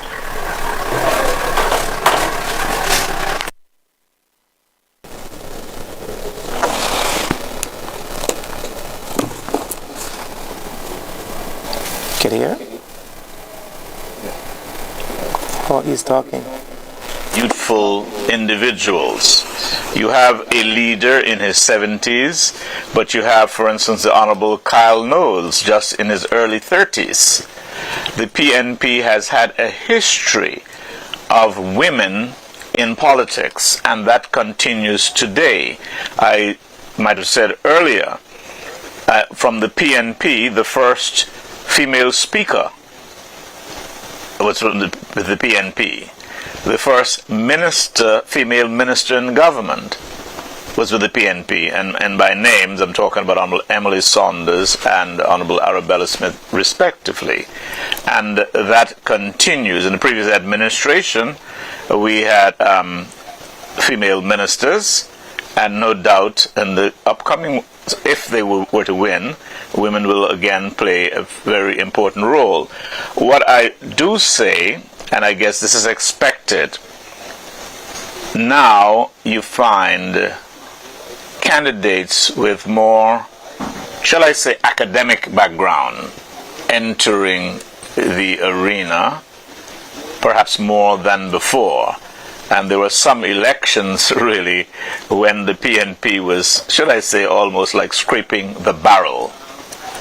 And so that is how I see it. In fact, at one time, and I did a comparison with the two parties in terms of college and university graduation and so on, like that. And at one time the PNP was dominant, but then over the years the PDM narrowed the gap, and on one occasion the PDM actually surpassed the PNP. But now, like I said, well, in this last election, on balance, I would say, if I'm just using the academic side, the PNP had the plus on the PDM. Back to you. Go ahead, Doc. I guess that says something basically going forward. But going back to, I just find this result in the ED2? ED2 amazing. Walter Gardner, 315, Derek Bean 54. That's and Eddie 353. Serious challenges for that particular constituency, and I think that needs to be examined critically and looked into. Yeah, it also saying, Dr. Mills, that the voters also are changing as well. Yeah, you know, that could be probably part of the dynamics. You know. Yeah. But we will know that one thing we could say though, that ED2 has not, the PNP party has never won ED2. No. Yeah. Of all the constituencies in the Turks and Caicos Islands, that's the one constituency that's never has changed. Yeah. Yeah. Yeah. It is like South Caicos. Well, South Caicos did change at one point. One of the constituencies. One of the constituency. Yeah. One of the constituencies. Yeah. Right. It changed. Yeah. I think during the year that Honorable Floyd Hall was leader of the party, the PNP under, I think with Mike. That was 2007. Yeah, they came close also to in that constituency. So, you know, that's traditionally has been a PDM stronghold, and always has been a PDM. Always, the inroads are being made. You know, we have to look into that more seriously. Inroads are being made, and we have to ask why. Yeah. Yeah, that's very interesting, because, you know, as I say, I don't know where Derek Bean votes came from, whether it's PNP or PDMs. But we could say in total, if you add it together, that's, 369 people didn't vote for Eddie. So that's very interesting. And I also think it depends on the candidate as well. I do think in some people vote differently. Some people vote for parties, but some people also vote for the candidates. Yep. And I do think Mr. Gardner was a strong candidate. I know Glenda was saying too, don't want to pay him against what she's saying. She's saying that maybe if they had a different candidate and being there longer, obviously, yes, if they'd been there longer, it probably would have the outcome might have been different too, because Mr. Gardner did join the race a little bit later, yeah. But he didn't win, but he still did well. Right. Yeah. So what we have outstanding now? Well, we still have Blue Hills, ED8, and we still have ED4. I'm not sure what's happening with ED4 because I'm hearing results out, but we haven't heard anything officially from the director of the elections, but I'm hearing the results out for ED4. And we're not getting any feedback from our field reporters. And what happened to... You mean in ED4? No, I think one was at the PNP headquarters and one was... We need to get some reaction. We got some reaction. The last reaction we got was from the PDM's chairman. Yes. We'd like to get some more reaction as more results have come in. Yeah. And what's the feeling? But these results, are coming out faster, though, right? Compared to the last election. To last year. Yeah. Last election. Right. So they are coming out faster. Obviously, the manual recount will be, an upset because it takes a long time. But their large candidates' results are expected to be revealed tonight, according to the supervisor of the election. So we can definitely say Kyle is through, Rachel, yes, Sammy Bean, Akira, and Otis. So how many that you have? Otis and Ed. Okay, that's the PNP one. That's 4. 2, 3, 4, 5. Right, and the PDM for sure has 1. Of course, they're recounting the bite, so we're not including that yet. Yep. Akira, I just don't want to make sure we don't have any recount there.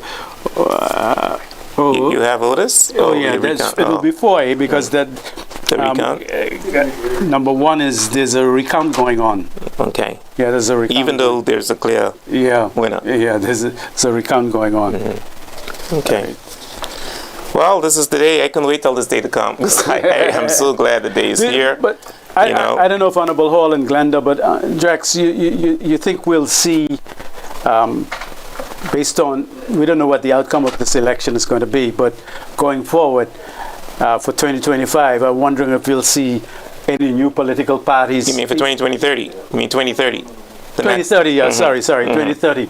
Yeah, any new political party emerging, I think it's possible. As I mentioned earlier in the show, there are over 100 candidates running in Bermuda. Yep. And so I think people's mindset are changing, not fast enough for me, but gradually. And I think we will have, more political parties and more independents in the next election. Of course, that's 5 years away from now. Yeah. Honorable Hall and Miss Clark, what do you think about that? Do you think this is with the new perhaps stipends the success involved of in politics, etc., in South Caicos, we don't know what the results of this election is going to be. But others do you foresee a new party? Of course, it is said probably in the not too distant future coming on stream. While legally there is no such thing, but and no doubt. It is evident that a large number of the PNP supporters went with him, and a significant number of the PDM supporters went with him. I am very doubtful of the emergence of a third party. Let's not forget, we have had TCOP, we have had NDA, and I recall NDA had the brains, they had the money, but they all bit the dust. And I do not think, like I said, that you may see the emergence of other parties. Of course, Mr. Winston McLaughlin, who heads the PDA, a one-man show, while legally one man can be a party, and that apparently is the case, because I've never heard of officers of the party, treasurer, chairman, etc., like the other parties are concerned. I don't want to say what is the possible outcome for him. He feels that he was going to make a tremendous difference, and frankly, I'm doubtful, because the country seems to have had no appetite for third parties. That is my position. When it comes to third parties, I won't comment, because even I heard you, and even though there are strongholds, whether it's for PDM or PNP in a particular area, there's going to come a time when that person will be beatable. You just need the right person or candidate for that area. But aside from that, I just want to make one statement to conclude my immigration issue. Like I said, the gentleman gave the evidence. It was clear human trafficking. There was no investigation, though the TI person was identified. So we have a serious issue. It seems that we just don't want to take the initiative to come against our own people. But the fact is, even if it's our own, it is against the law, and we need to do something about it. Not just turn a blind eye and stick our heads in the ground like ostriches. It has to be investigated. That is true. And that is why we can't solve some of our crimes. Situation. That is true, Glenda, because right now we know what's happening. A lot of us know what's going on, and we're not providing information to the law officers. Is it a question of trust? Is it a question of trust? I think it's a number of factors. Yeah. Trust is, some people don't want to squeal. They just don't want to. They just mind their own business until it hits their door. And and your life could be and because it's a local and stuff, we are locals. I look out for my brother and sister. We got that attitude as well. At the time, a Haitian national was prepared to give the evidence against the Turks Islander. He was prepared. I don't play party politics. If you're wrong, you're wrong. And the evidence was there.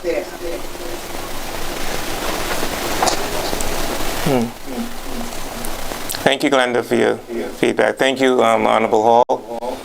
Any updates from Zoya and Mr. Lewis on 84? No updates? Wow.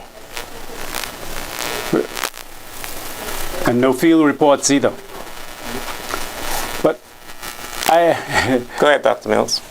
I want to get from our two colleagues in Grand Turk to the new changes that were made in respect to the Constitution. We could probably talk a little bit about that. Were they cosmetic? Do you think they were they meaningful changes? Are they changes that are going to empower changing the House to a Parliament? Is that a meaningful change? I just want to get some feedback from two panelists in Grand Turk. No, we have someone in the field. Sorry, we have a report. Okay, I think they're coming from the PNP headquarters. All right. That song interfere my just bear with us, but we're coming.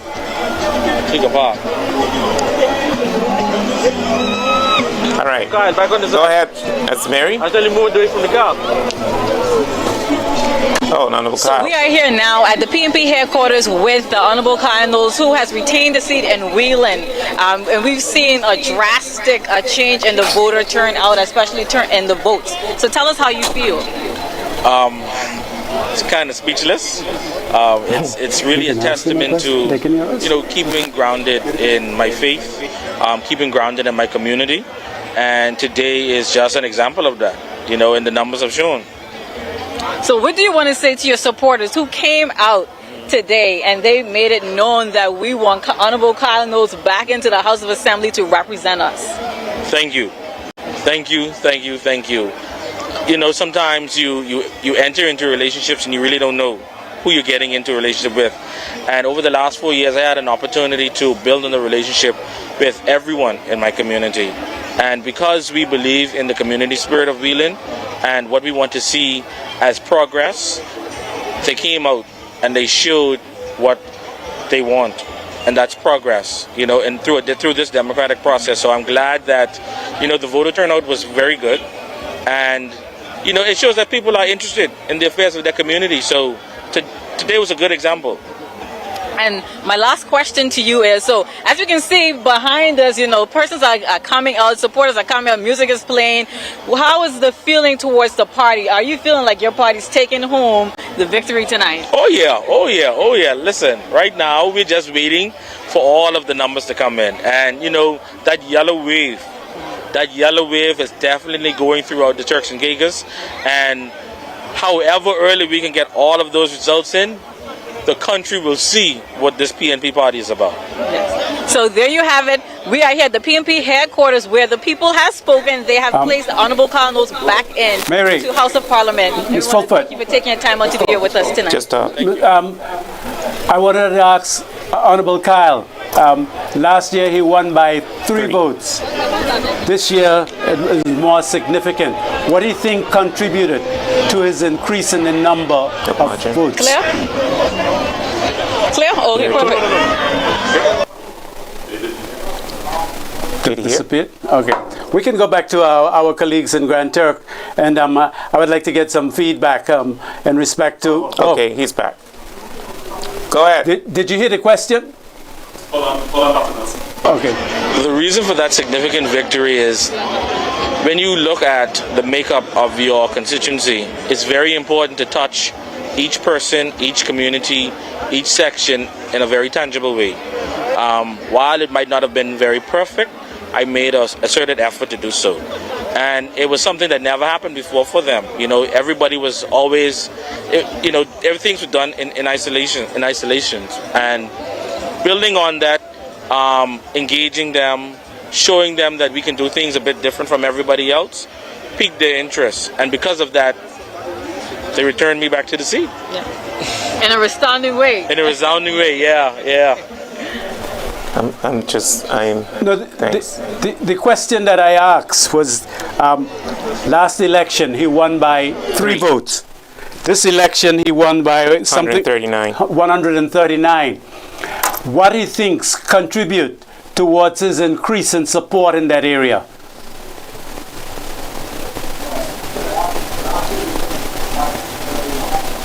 I am of the view that as chairmanship of the Appropriations Committee, Oh, he didn't hear me. Can you hear? Can you hear us? Change, you know, practical things that will impact their lives, and going to them with things that they want, actually. The voter turnout was really also because I never took them for granted.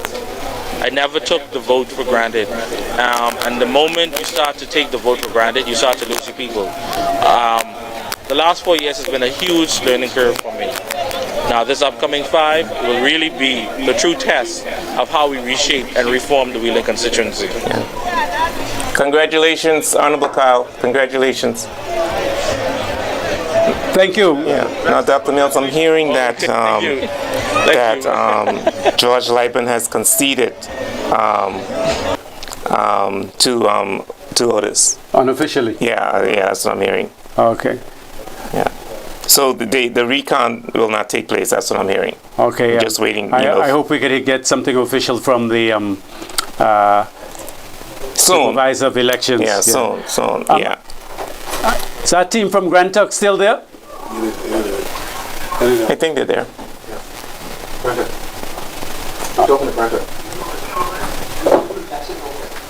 Oh, Mills, we have some results. Okay, I understand that the supervisor of election is coming through with some results.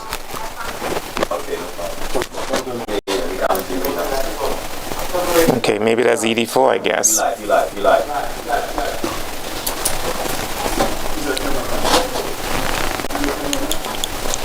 We're just waiting on the supervisor of election. Hold on. You ready? It's 88. 88. Oh, Blue Hills, they recount already? 88, okay.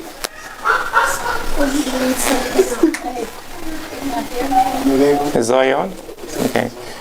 So we're getting some results soon, Dr. Mills. We're just waiting for the elections office. So bear with us. We're just waiting for the connection. Yeah. We're just waiting for it. Yeah, I'm hearing it's 88. That's what I'm hearing. I'm not sure. So they just want the general public to please bear with us. Yeah. I know you anxiously await. Okay, there we are. Zoya, She said she want to get out. what you got for us? Hi guys. We're at the elections office still, waiting on all of these results to come in. We've now gotten the count for ED8. That would be Blue Hills. Mr. Lewis. She said just denial and bitterness. The recount for ED8 was carried out, and the recount remained the same with Randy Howell of PNP 368, Randy Howell of the PNP Party 368, Anthony Walk-in of PDM 364. So the recount remained the same, and Randy Howell of the PN Party is the winner for ED8 Blue Hills.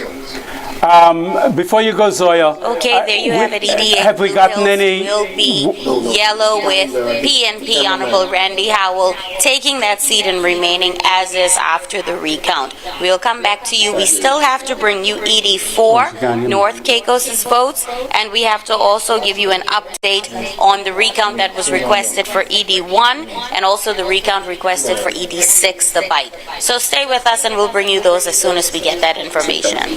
Okay, thank you, Zoya. So Okay. that was a close one. 2 Mills. Let's see what happened last election. Go ahead. In last election, Honorable Randy got 333 votes, and Honorable Galway had 318. And this election, the results was just revealed to us. What are the results? 368 to 364. A difference of 4 votes. Very close. They recounted, and the results remain the same, which probably is expected since it's electronic. I'm assuming, it should be the same. You have Wheeler, ED10 and ED8, right? ED10 was almost the opposite. Oh yes. Last election. Okay. Yes. That's interesting. I mean, so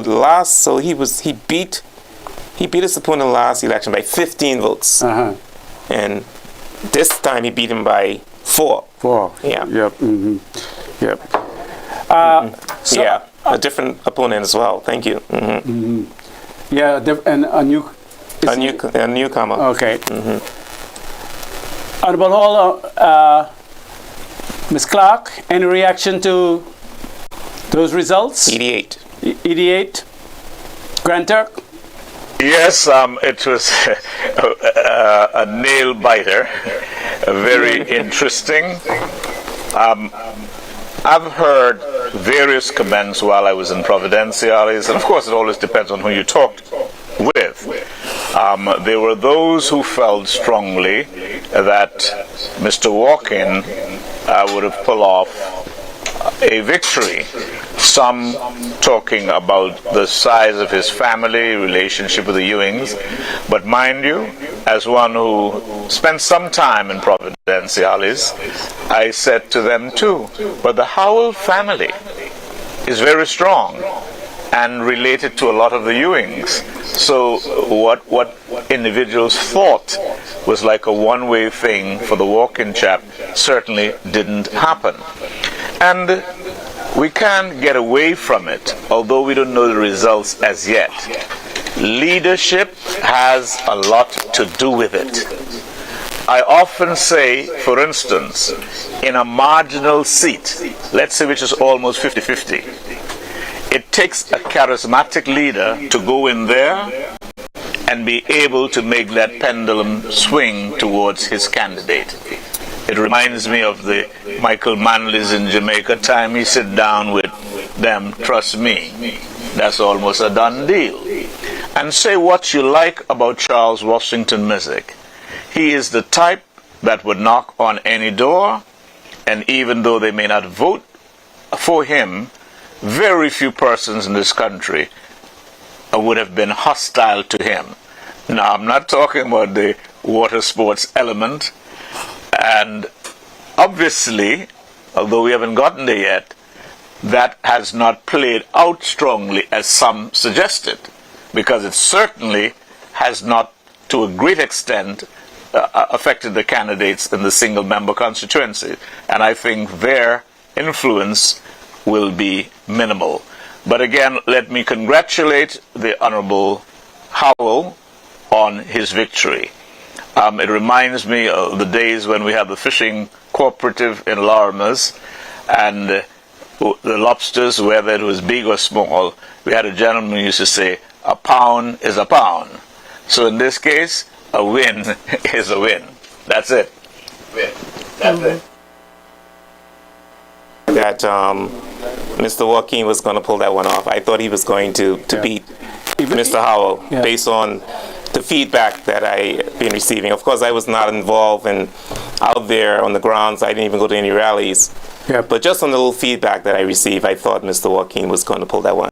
And I got similar feedback from strong PNPs who felt that way. Honorable Hall and Ms. Clark, I was posing the question earlier to get some feedback from you guys in respect to the changes that were made to the Constitution. Do you see that as power without responsibility or responsibility without power?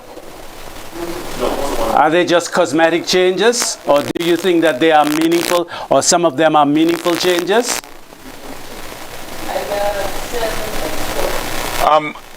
As I see it, there are indeed some cosmetic changes, but there are tangible, meaningful changes in many regards. For instance, the cabinet now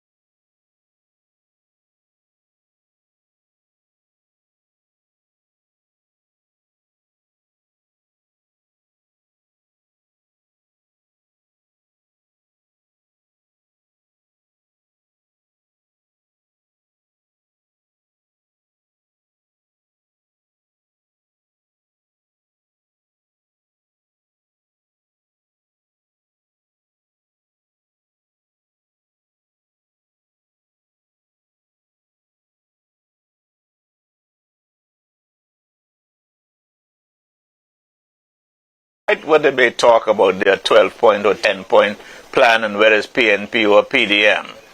at the end of the day, if the governor and the commissioner of police doesn't bite in, it goes nowhere. So the politicians basically pass the appropriations in the House, provide the funding, and so on the like. But this new constitution provides for a police services commission.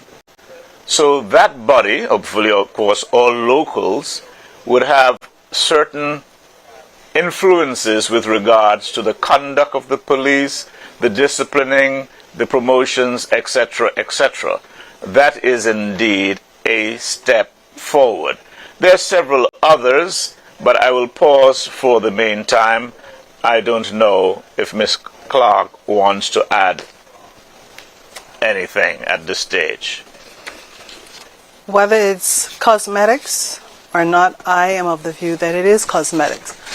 Or what I see is we have one more year of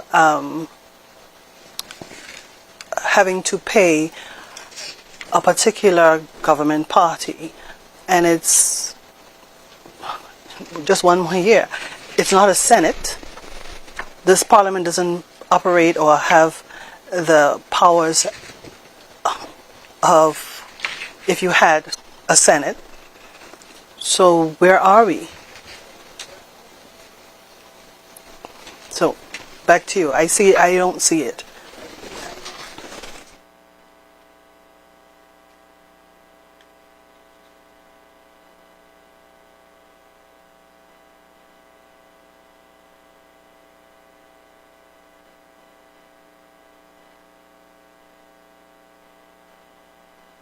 It would be a better thing for some of the overseas territories, Cayman Islands, Bermuda, not all of them, maybe Montserrat, BVI, and Turks and Caicos, to form the kind of federation, and we share certain common goals and aspirations.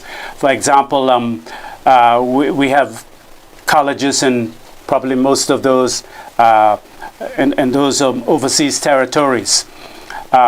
We can say we look at our students being shared between those various overseas territories, and each of those territories specializing in one or two particular areas. For example, Turks and Caicos can be the center for fishing, marine sciences, or what. Bermuda or Cayman for offshore finance and banking, and etc. I'm wondering if that's a route that we can think about moving forward, bringing this kind of federation. I know it failed in the Caribbean in 1958 to 62. Of course, there were a number of factors that came into play there. But with these smaller overseas territories, any feedback? Any comments? Dr. Mills, I am of the view that there will be no move towards such federation. Of course, the federations fell years ago when Jamaica moved away, and Dr. Eric Williams made the statement. I think he said it was 1 from 10 leaves 0, or something to that effect. The remaining overseas territories have a lot in common. Their economies are basically tourism or financial services.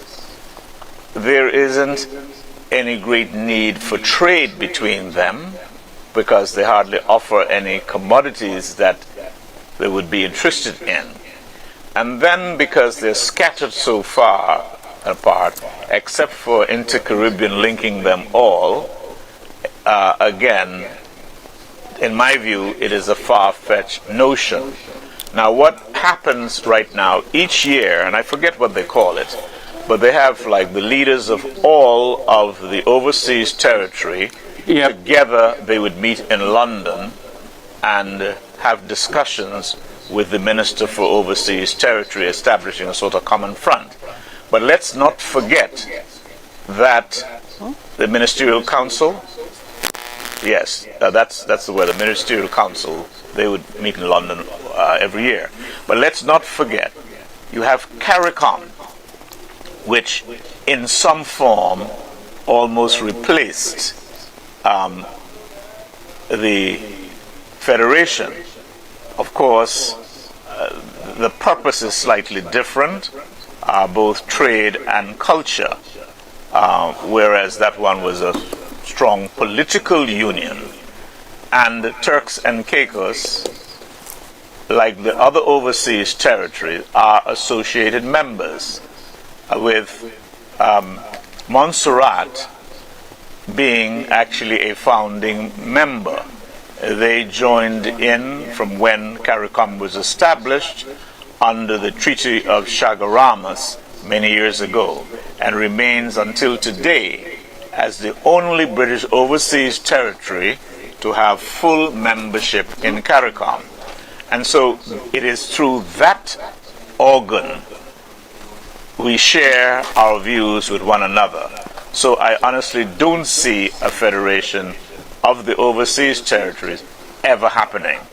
I note with interest an article where something is said about the United Nations assisting the British Virgin Islands with regards to their move to independence. And I am of the view that once one of the overseas territories start taking that step, one would have expected Bermuda to do so, but they had a referendum and it failed about 3 times. And because of their advancement, both Bermuda and Cayman, some were looking towards that. And I'm of the view, when one takes the move, others will follow. Just like after Jamaica made its move in '62, that was August, Trinidad followed in September, and then in '66, Barbados and Guyana followed, and several others. That's the way I see it. Mm-hmm. We're going to take a break, Mills. We're going to take a break. All right. We're going to take a break and resume shortly. And we'll be back momentarily.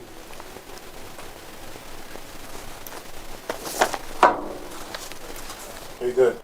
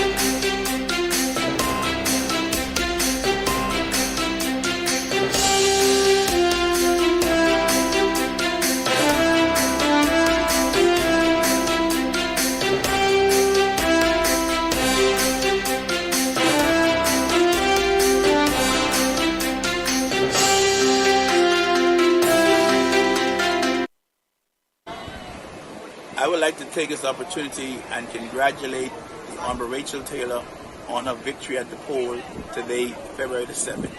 I'd like to thank all of you who supported me, who worked with me, and who voted for me. And I pray that the Lord will bless ED9 and bless Rachel Taylor as she leads ED9 in Jesus' name.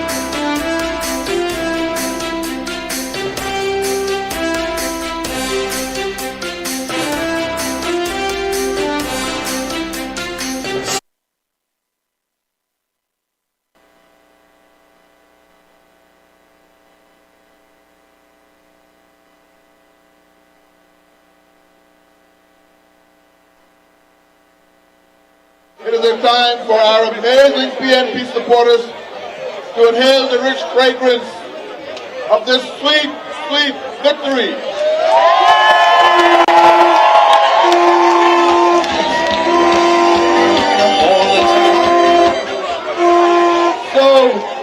So let us enjoy the celebration. But we are back to work. We are back to work on Monday to continue the progress that we made for you.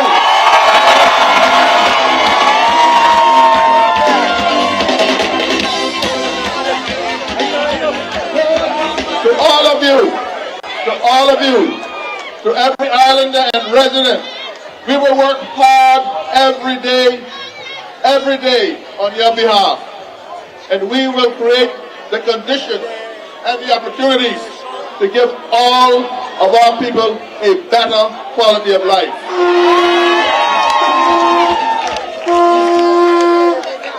So faith and hope are our guiding lights.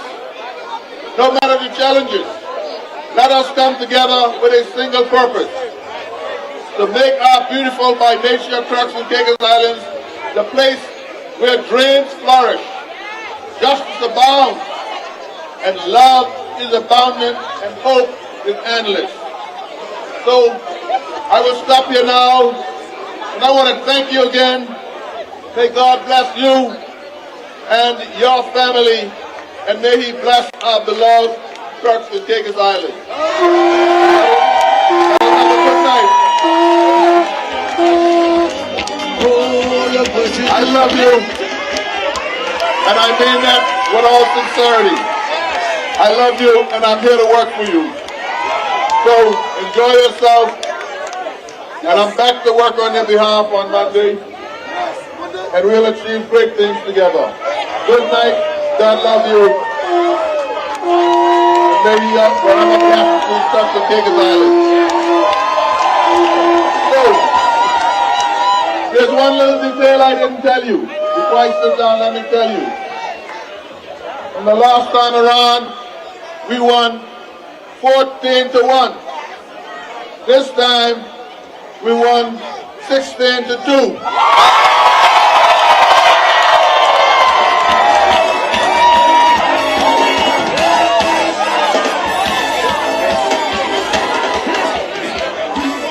So we won 14-1. This time it's 16-2. Right? And one independent. Okay. So we've got.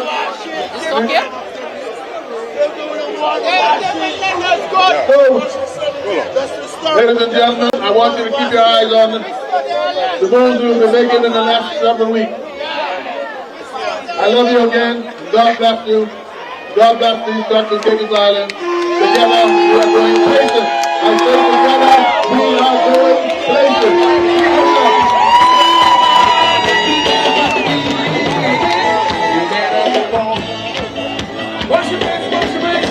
Yes, PNP! Alright, I got another announcement for you. But before I say anything else, when I say two, you say straight. Two, straight. Two, straight. Two, straight. PNP! Alright. Tomorrow night, we're going to be right back here for a celebration party. Live band. Oh, y'all smoke the party tonight. We know it's in your room. Y'all enjoy yourselves. We have a lot to celebrate because come Monday, we back to delivering for the people of the Turks and Caicos. So tonight and tomorrow night, we can enjoy ourselves, enjoy our victory. And come Monday, we sending them back to work. So tomorrow night, No, right. DJ, special guest.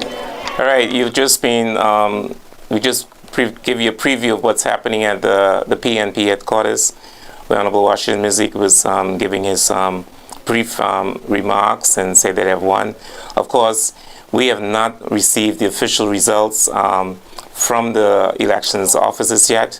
So far, we have only received 8 constituency results. We're still waiting on the bite. We're waiting on the bite recon. We're also waiting on ED4, which is North Caicos, and we have not received any at large. But despite that, the PMP has believed that they have won, and so Honorable Washington Music is giving a victory speech. However, Radio Turks and Caicos, we will not call it as yet until we have received the results from the department, from Mr. Lewis, the director of the elections, or supervisory elections. Thank you. You know what we didn't hear all day was the reaction of the regional observers who were here. I've forgotten that they were here. I think there were 4 of them. Yes, 4 from Jamaica, I believe, right? Yeah, Jamaica, yeah. We didn't hear anything from them. No. Yeah, I think they will write a report based on what I read within a month after the elections. We'll get a report from the independent observers.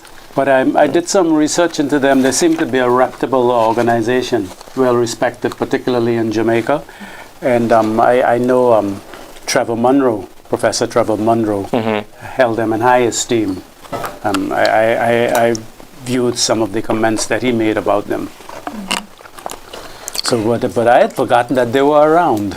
Yeah, I mean, it's good to have them, though. Yeah. You know, and I know, as Cheryl was talking about earlier about the electronic voting, I think it's important to have those observers here because there are still people who are skeptical about it. They don't believe it's true, but that's technology. It was quick. Very efficient. But I just saw a comment saying it seemed to have sped up the process of actually voting, but the result process is still a bit slow. Right. So people were wondering what caused that. I mean, I'm very surprised that North Caicos is taking so long. Yeah, exactly. And considering it's not as large as Cheshire Hall or Five Keys, And then we haven't got a recount of the bite. We got the recount of Blue Hills, and the results remain the same. So I'm not sure what's happening in the bite, because the bite was which ED what? The bite is 86. And it was 358, 359. And it's more or less, it was less than Blue Hills, which is 368, 364. So I'm not sure what's taking so long for the recount of the bite as one vote. And I don't remember, was it unofficial that we saw where the PDM candidate in ED1 had recalled? Conceded? Yes. Yes, it's probably unofficial. It's unofficial. Yeah. I heard so that. We're still waiting on that. Right. We need confirmation on that. Yes. It is alleged that he has conceded. And the recount has discontinued. Yeah. So what do you guys think? Who makes a good politician, or what makes a good politician? Good question. I think, for one, you have to have a special love for people. You have to love people because it's people that you need to get you in such an office. And if you don't have that passion and that love for people, you're not a good cut of that political cloth, as far as I'm concerned. So you have to have that love and that passion, not only for people, but to serve. And sometimes too, I question the whole meaning of service. If you're being paid handsomely like our politicians are, and after 8 years or 12, 13 years or whatever, after 3 terms, you say that you've served, but you've been paid. I'm not sure how, even with the whole definition of service. But I think in terms of to be more direct, as far as I'm concerned, you have to have those qualities in mind. And then the other thing too, I always felt that more training and political science and the understanding of what political science is all about is necessary in this country, right? Even if you bring in someone like a Trevor Monroe, or even my brother Oliver, or you have resource persons right here, right? A politician is not someone, as far as I'm concerned, you just because you're charismatic, I mean, that is probably a good quality. Let me just interrupt you, Dr. Mills. We understand that we have results coming in from the elections office. Oh, okay. Okay.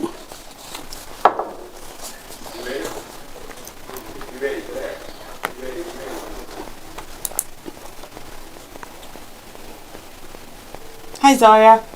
We are at the elections office with the supervisor of elections, Mr. Dudley Lewis, and we now have the official count for ED4, North and Middle Caicos. Mr. Lewis, officially announce those results for us, please. The official results for ED4 Middle and North Caicos. Denzel Williams, 144. Denzel Williams, 144. Arlington Alexander Musgrove, 371. Arlington Alexander Musgrove, 371. Arlington Alexander Musgrove is the winning candidate for ED4 Middle and North Caicos. Ms. Lewis, just while I have you, could you just give us a quick update on that recount for ED1 and ED6? Do we have any update on that? No, I do not have any update on ED6. They're still at it, right? It's a long process counting these ballots manually. And as soon as we get the results, I will bring it to you officially. Okay, there you go. We're still waiting on that recount that was in ED1 and the recount that was in ED6. The all-island candidates should be announced momentarily, Mr. Lewis. You give it a couple minutes, and we'll come to you with the all-island candidates. So Zoya, before you go, Mr. Lewis, what took the results? I mean, this is not a significant number. Any explanation as to why it took so long to get the results from ED4? ED4? Okay, they had to be brought with the media stick on the boat. That is why it takes so long. And Come from Middle Caicos. Returning officer had to travel to Providencial with that. Okay. And then I guess Q had to come to the central point as well. Okay. Thank you. That's interesting. Okay. Thanks a lot. Those were the official results from the elections office and the supervisor of elections here in the TCI, Mr. Dudley Lewis. So we have ED4, Arlington Chuck Musgrove, 371, and the PDM's candidate, Denaz Williams, 144. So those are the official results. Okay. I want to go back to the question you asked Mills about what makes a good politician. Now, as an outsider, I think one of the greatest things that make a good politician is for politicians to tell the truth. Honestly, politicians need to tell the people the truth. Because sometimes we tell people what we want to hear. We tell people what we believe this how it works in government.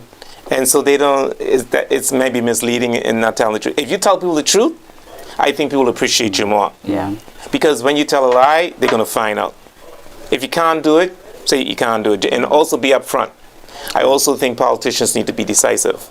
Okay, just make a decision.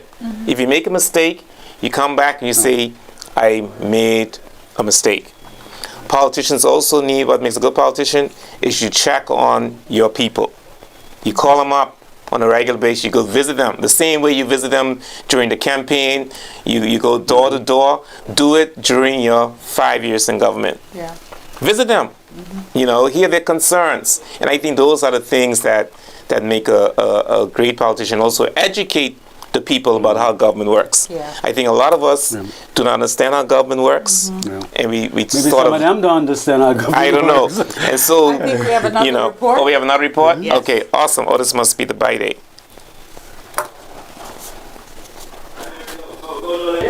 Oh, sorry, not a report then. Hi, Mary. We are here at the PNP headquarters, and as you can see behind me, the crowd is roaring. They are excited about what is perceived to be the victory of the Progressive National Party here this evening. Not too long ago, we had the premier that came, the Honorable Charles Washington, who gave his victory speech and congratulated his team for a job well done.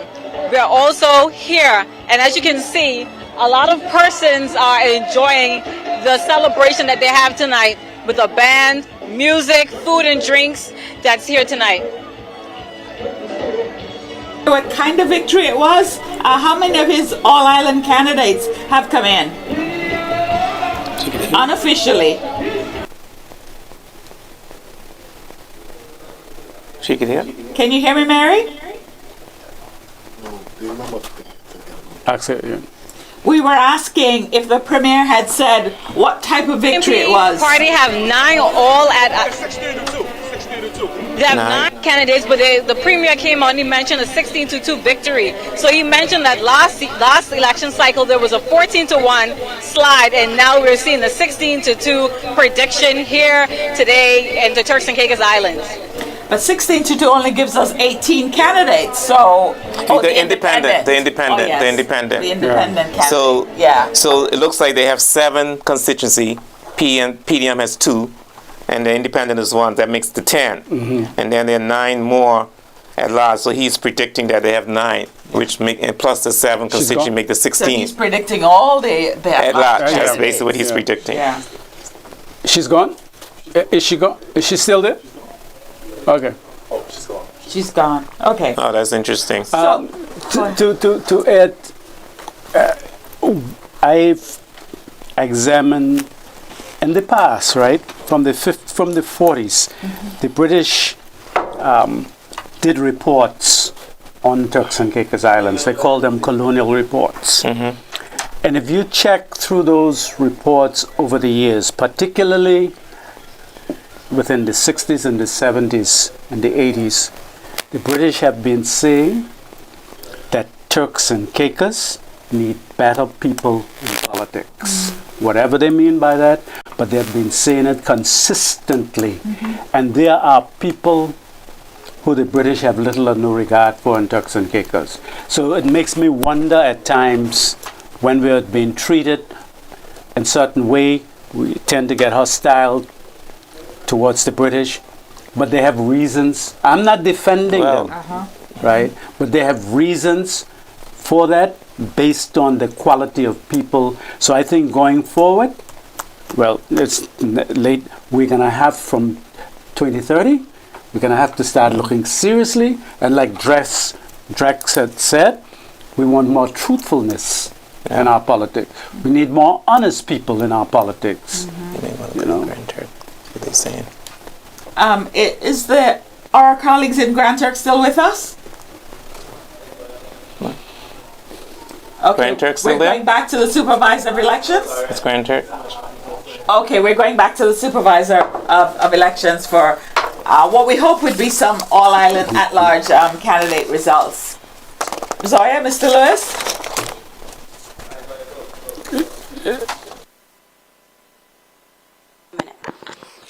We are here with the supervisor of elections, Mr. Lewis. The night is now over. Give us the at-large results. Tell us these numbers, please. The country is waiting. Good night, ladies and gentlemen. This is the results for the all-island candidates.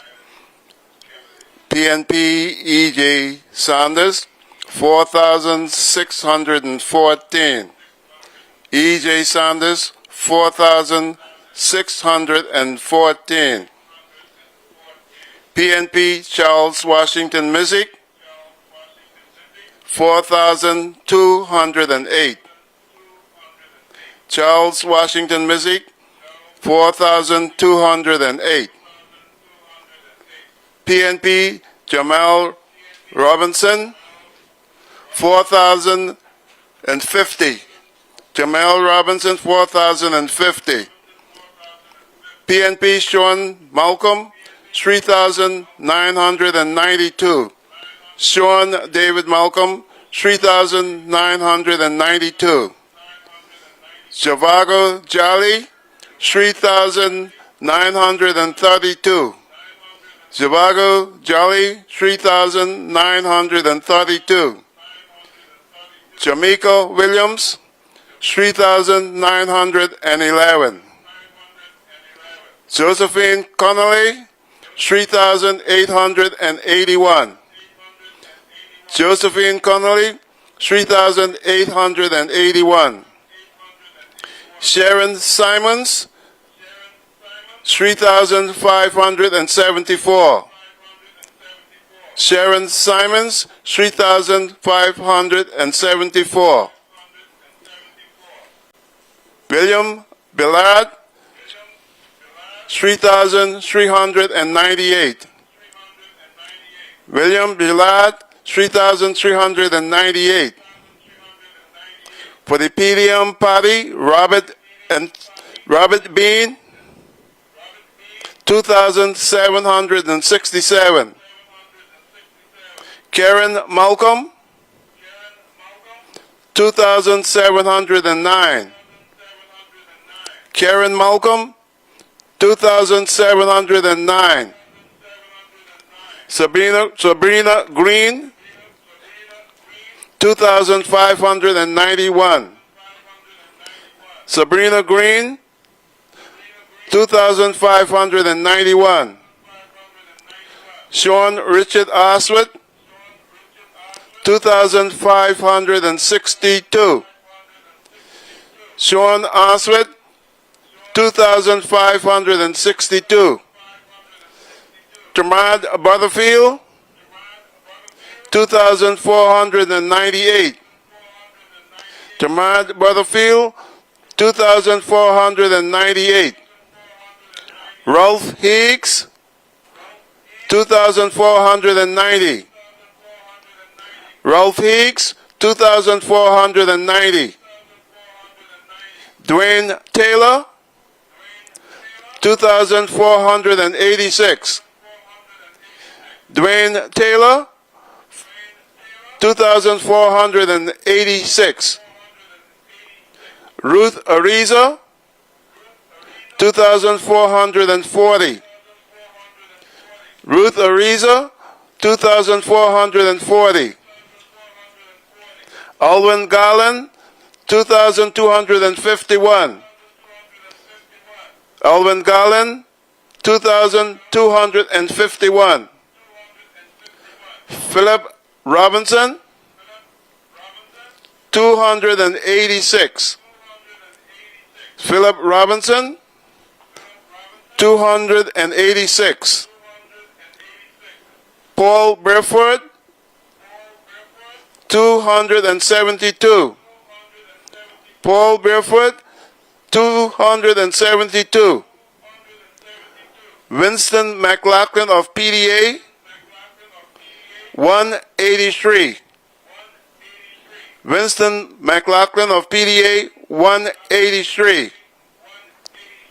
Ladies and gentlemen, the 9 candidates that declare as winners is E.J. Sanders, Charles Washington Mizik, Jamel Ryan Robinson, Sean David Malcolm, Shivago Jermaine Jolly, Shamika Williams, Josephine Connolly, Sharon Simons, and William Billiard.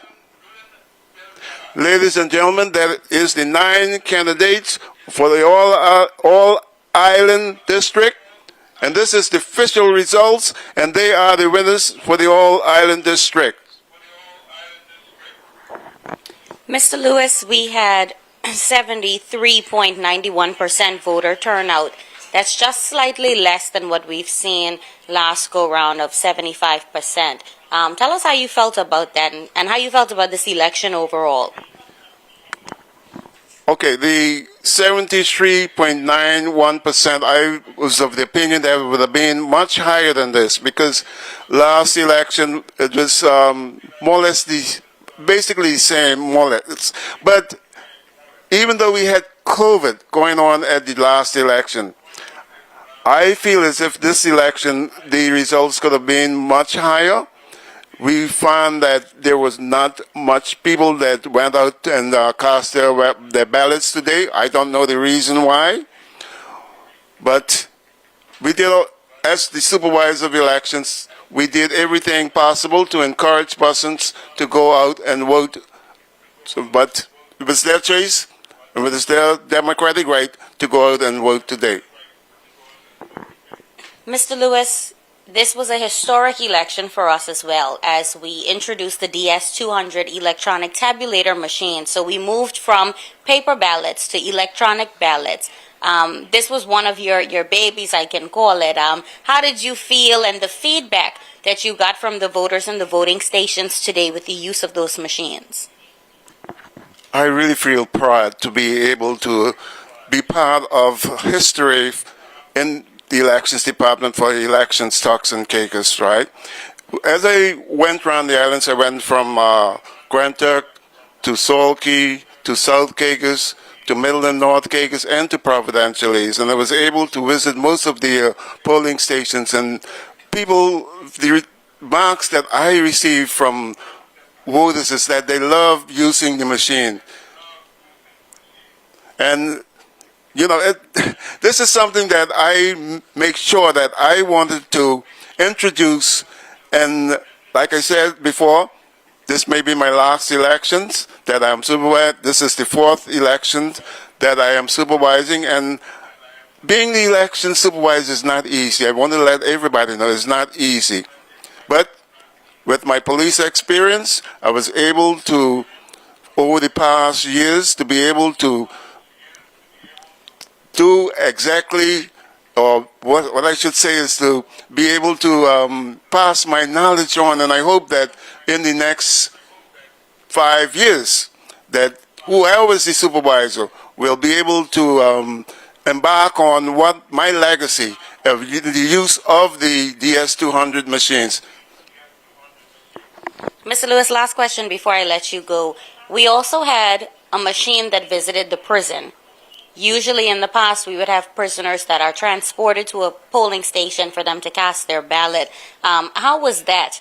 And I understand that there was only a dozen prisoners who was able to vote. Just explain that to the public for us.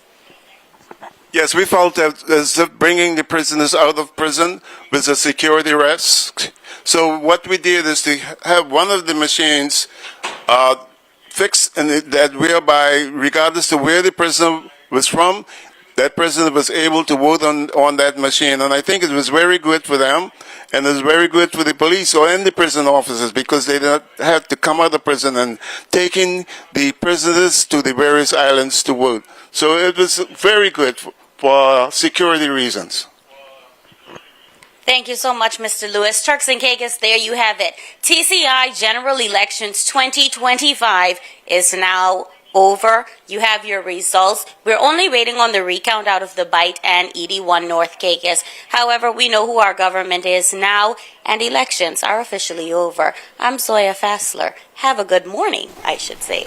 Oh, it is morning. Thank you very much, Zoya. Thank you, Zoya. A good morning to you morning. and Mr. Lewis. We didn't even realize it was morning, All but right. thank you so very much. So just to go over those results, we have in Grand Turk North, ED1, Otis Mars of the PNP, 377, and in ED2, yes, Grand Turk South, we have the Honorable Edwin Astud with 353. Remember, Otis is still unofficial.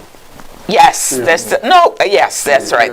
Yes, there's a recount. We don't have the word on that. So in South Caicos, we have Tamel Sema with 165 as an independent candidate. ED4, Middle and North Caicos, we have Arlington Chuck Musgrove, 371. In ED5, Leeward and Long Bay, we have Akira Mizik, 461. The Bight is still uncertain. There's Matthew J. Stubbs, 358, and Audric Skippens, 359. There's a difference of 1 there that's being recounted. Cheshire Hall and Richmond Hill, we have the PNP candidate Sammy Bean with 552. In Blue Hills, ED8, we have the PNP candidate Randy Howell with 368. In Five Keys, we have the ED9, we have the PNP candidate Rachel Taylor, 657. And in Wheeling, ED10, we have the PNP candidate Kyle Knowles with 394. Now, the PNP seems to have swept the All-Island candidates. Some seem. Yeah. They have. So we have E.J. Saunders, 4614. We have the Honorable Charles Washington Mizik, 4208.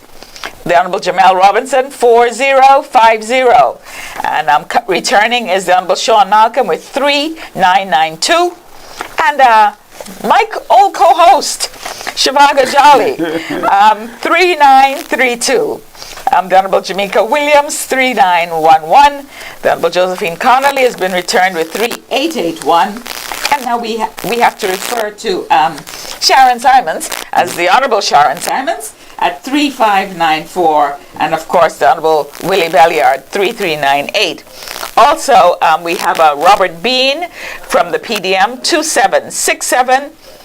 The Honorable Karen Malcolm, 2709. We have Ralph Higgs, 2490, Sabrina, 2591, Sean Astwood, 2562, Tamad Butterfield, 2498, Dwayne Taylor, 2486, Ruth Arisa, 2440, Alvin Garland, 2251. The independent candidates, Philip Robinson, 286, Paul Beresford, 272, and the PDA candidate at large, Winston McLaughlin, with 183. So, gentlemen, there you have it. Thoughts? Mr. Seymour, last election, was Jay also returned with the most number of votes? No. Honorable Washi. He was second. Honorable Washi. Honorable Washi at 3594. Yeah.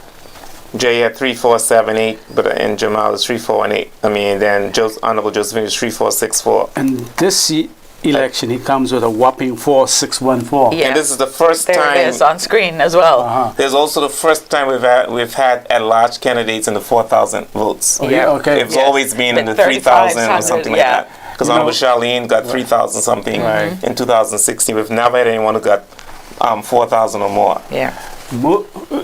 The majority of people that I spoke with indicated that if one PNP candidate would win at large, it would have been Honorable Saunders. Oh, really? PDM's voted for him as well. I can say that. PDM's voted for him. Especially what he's gone through. Yeah. And he was being criticized, but he showed a lot of maturity.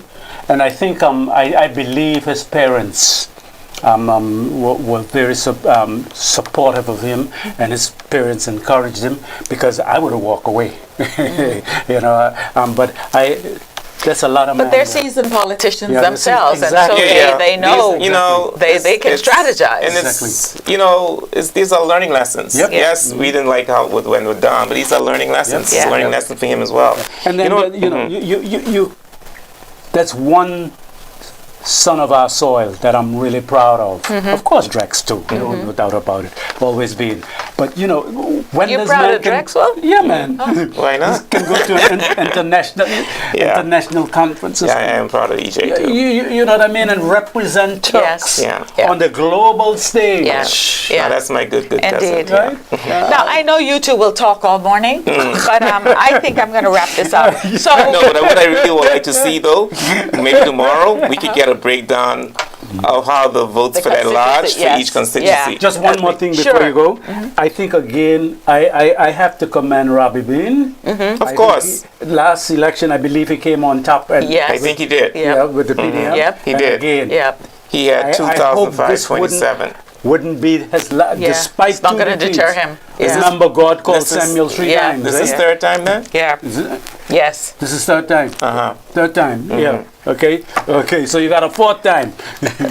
And just like that, a new chapter in our nation's history has been written. From the first ballots cast at sunrise to the final count as night falls and morning came again. It's been a powerful display of democracy in action. Across the Turks and Caicos Islands, the people have spoken. Each vote, a voice. Each decision, a step toward our future. We watch history unfold. We listen to the hopes, the concerns, and the convictions of the people. And now, the decision is made. Whether the outcome is what you hoped for or not, one thing is certain. Today was more than just about politics. It was about the power of participation, the responsibility of citizenship, and the collective journey of a nation moving forward. as the dust settles and the road ahead becomes clear, RTC thanks you for trusting us to bring you every moment, every voice, and every result. Our coverage may end here, but the story of Turks and Caicos continues. We watched, we listened, we decided. And never forget, the future is in our hands. Good morning, everyone. Good morning, Drexel. Good morning, Carlton. Thank you for joining us. And our anchors in Grand Turk, the Honorable Robert Hall and Glenda Clark, thank you so very much. We'd like to say a special thank you to Genesis Next and Greg Bean. He's just been truly amazing, he and his team, and we're thankful to him. And I can't forget Damien, the Deputy Director. He's really worked hard, and so Damien, we express our thanks. And the director, he stayed with us the entire time. He's still here. And so to Chris Jarrett, we say we're indebted. We truly are indebted. And we'd like to thank you. To those of you who stayed up with us, thank you so very much. We'll come back later in the morning and talk some more. And like Drexel said, hopefully we'll have a breakdown. Until then, I'm Cheryl Ann Foreman. Good morning. I see Zoya say RTC is off the air while you talk.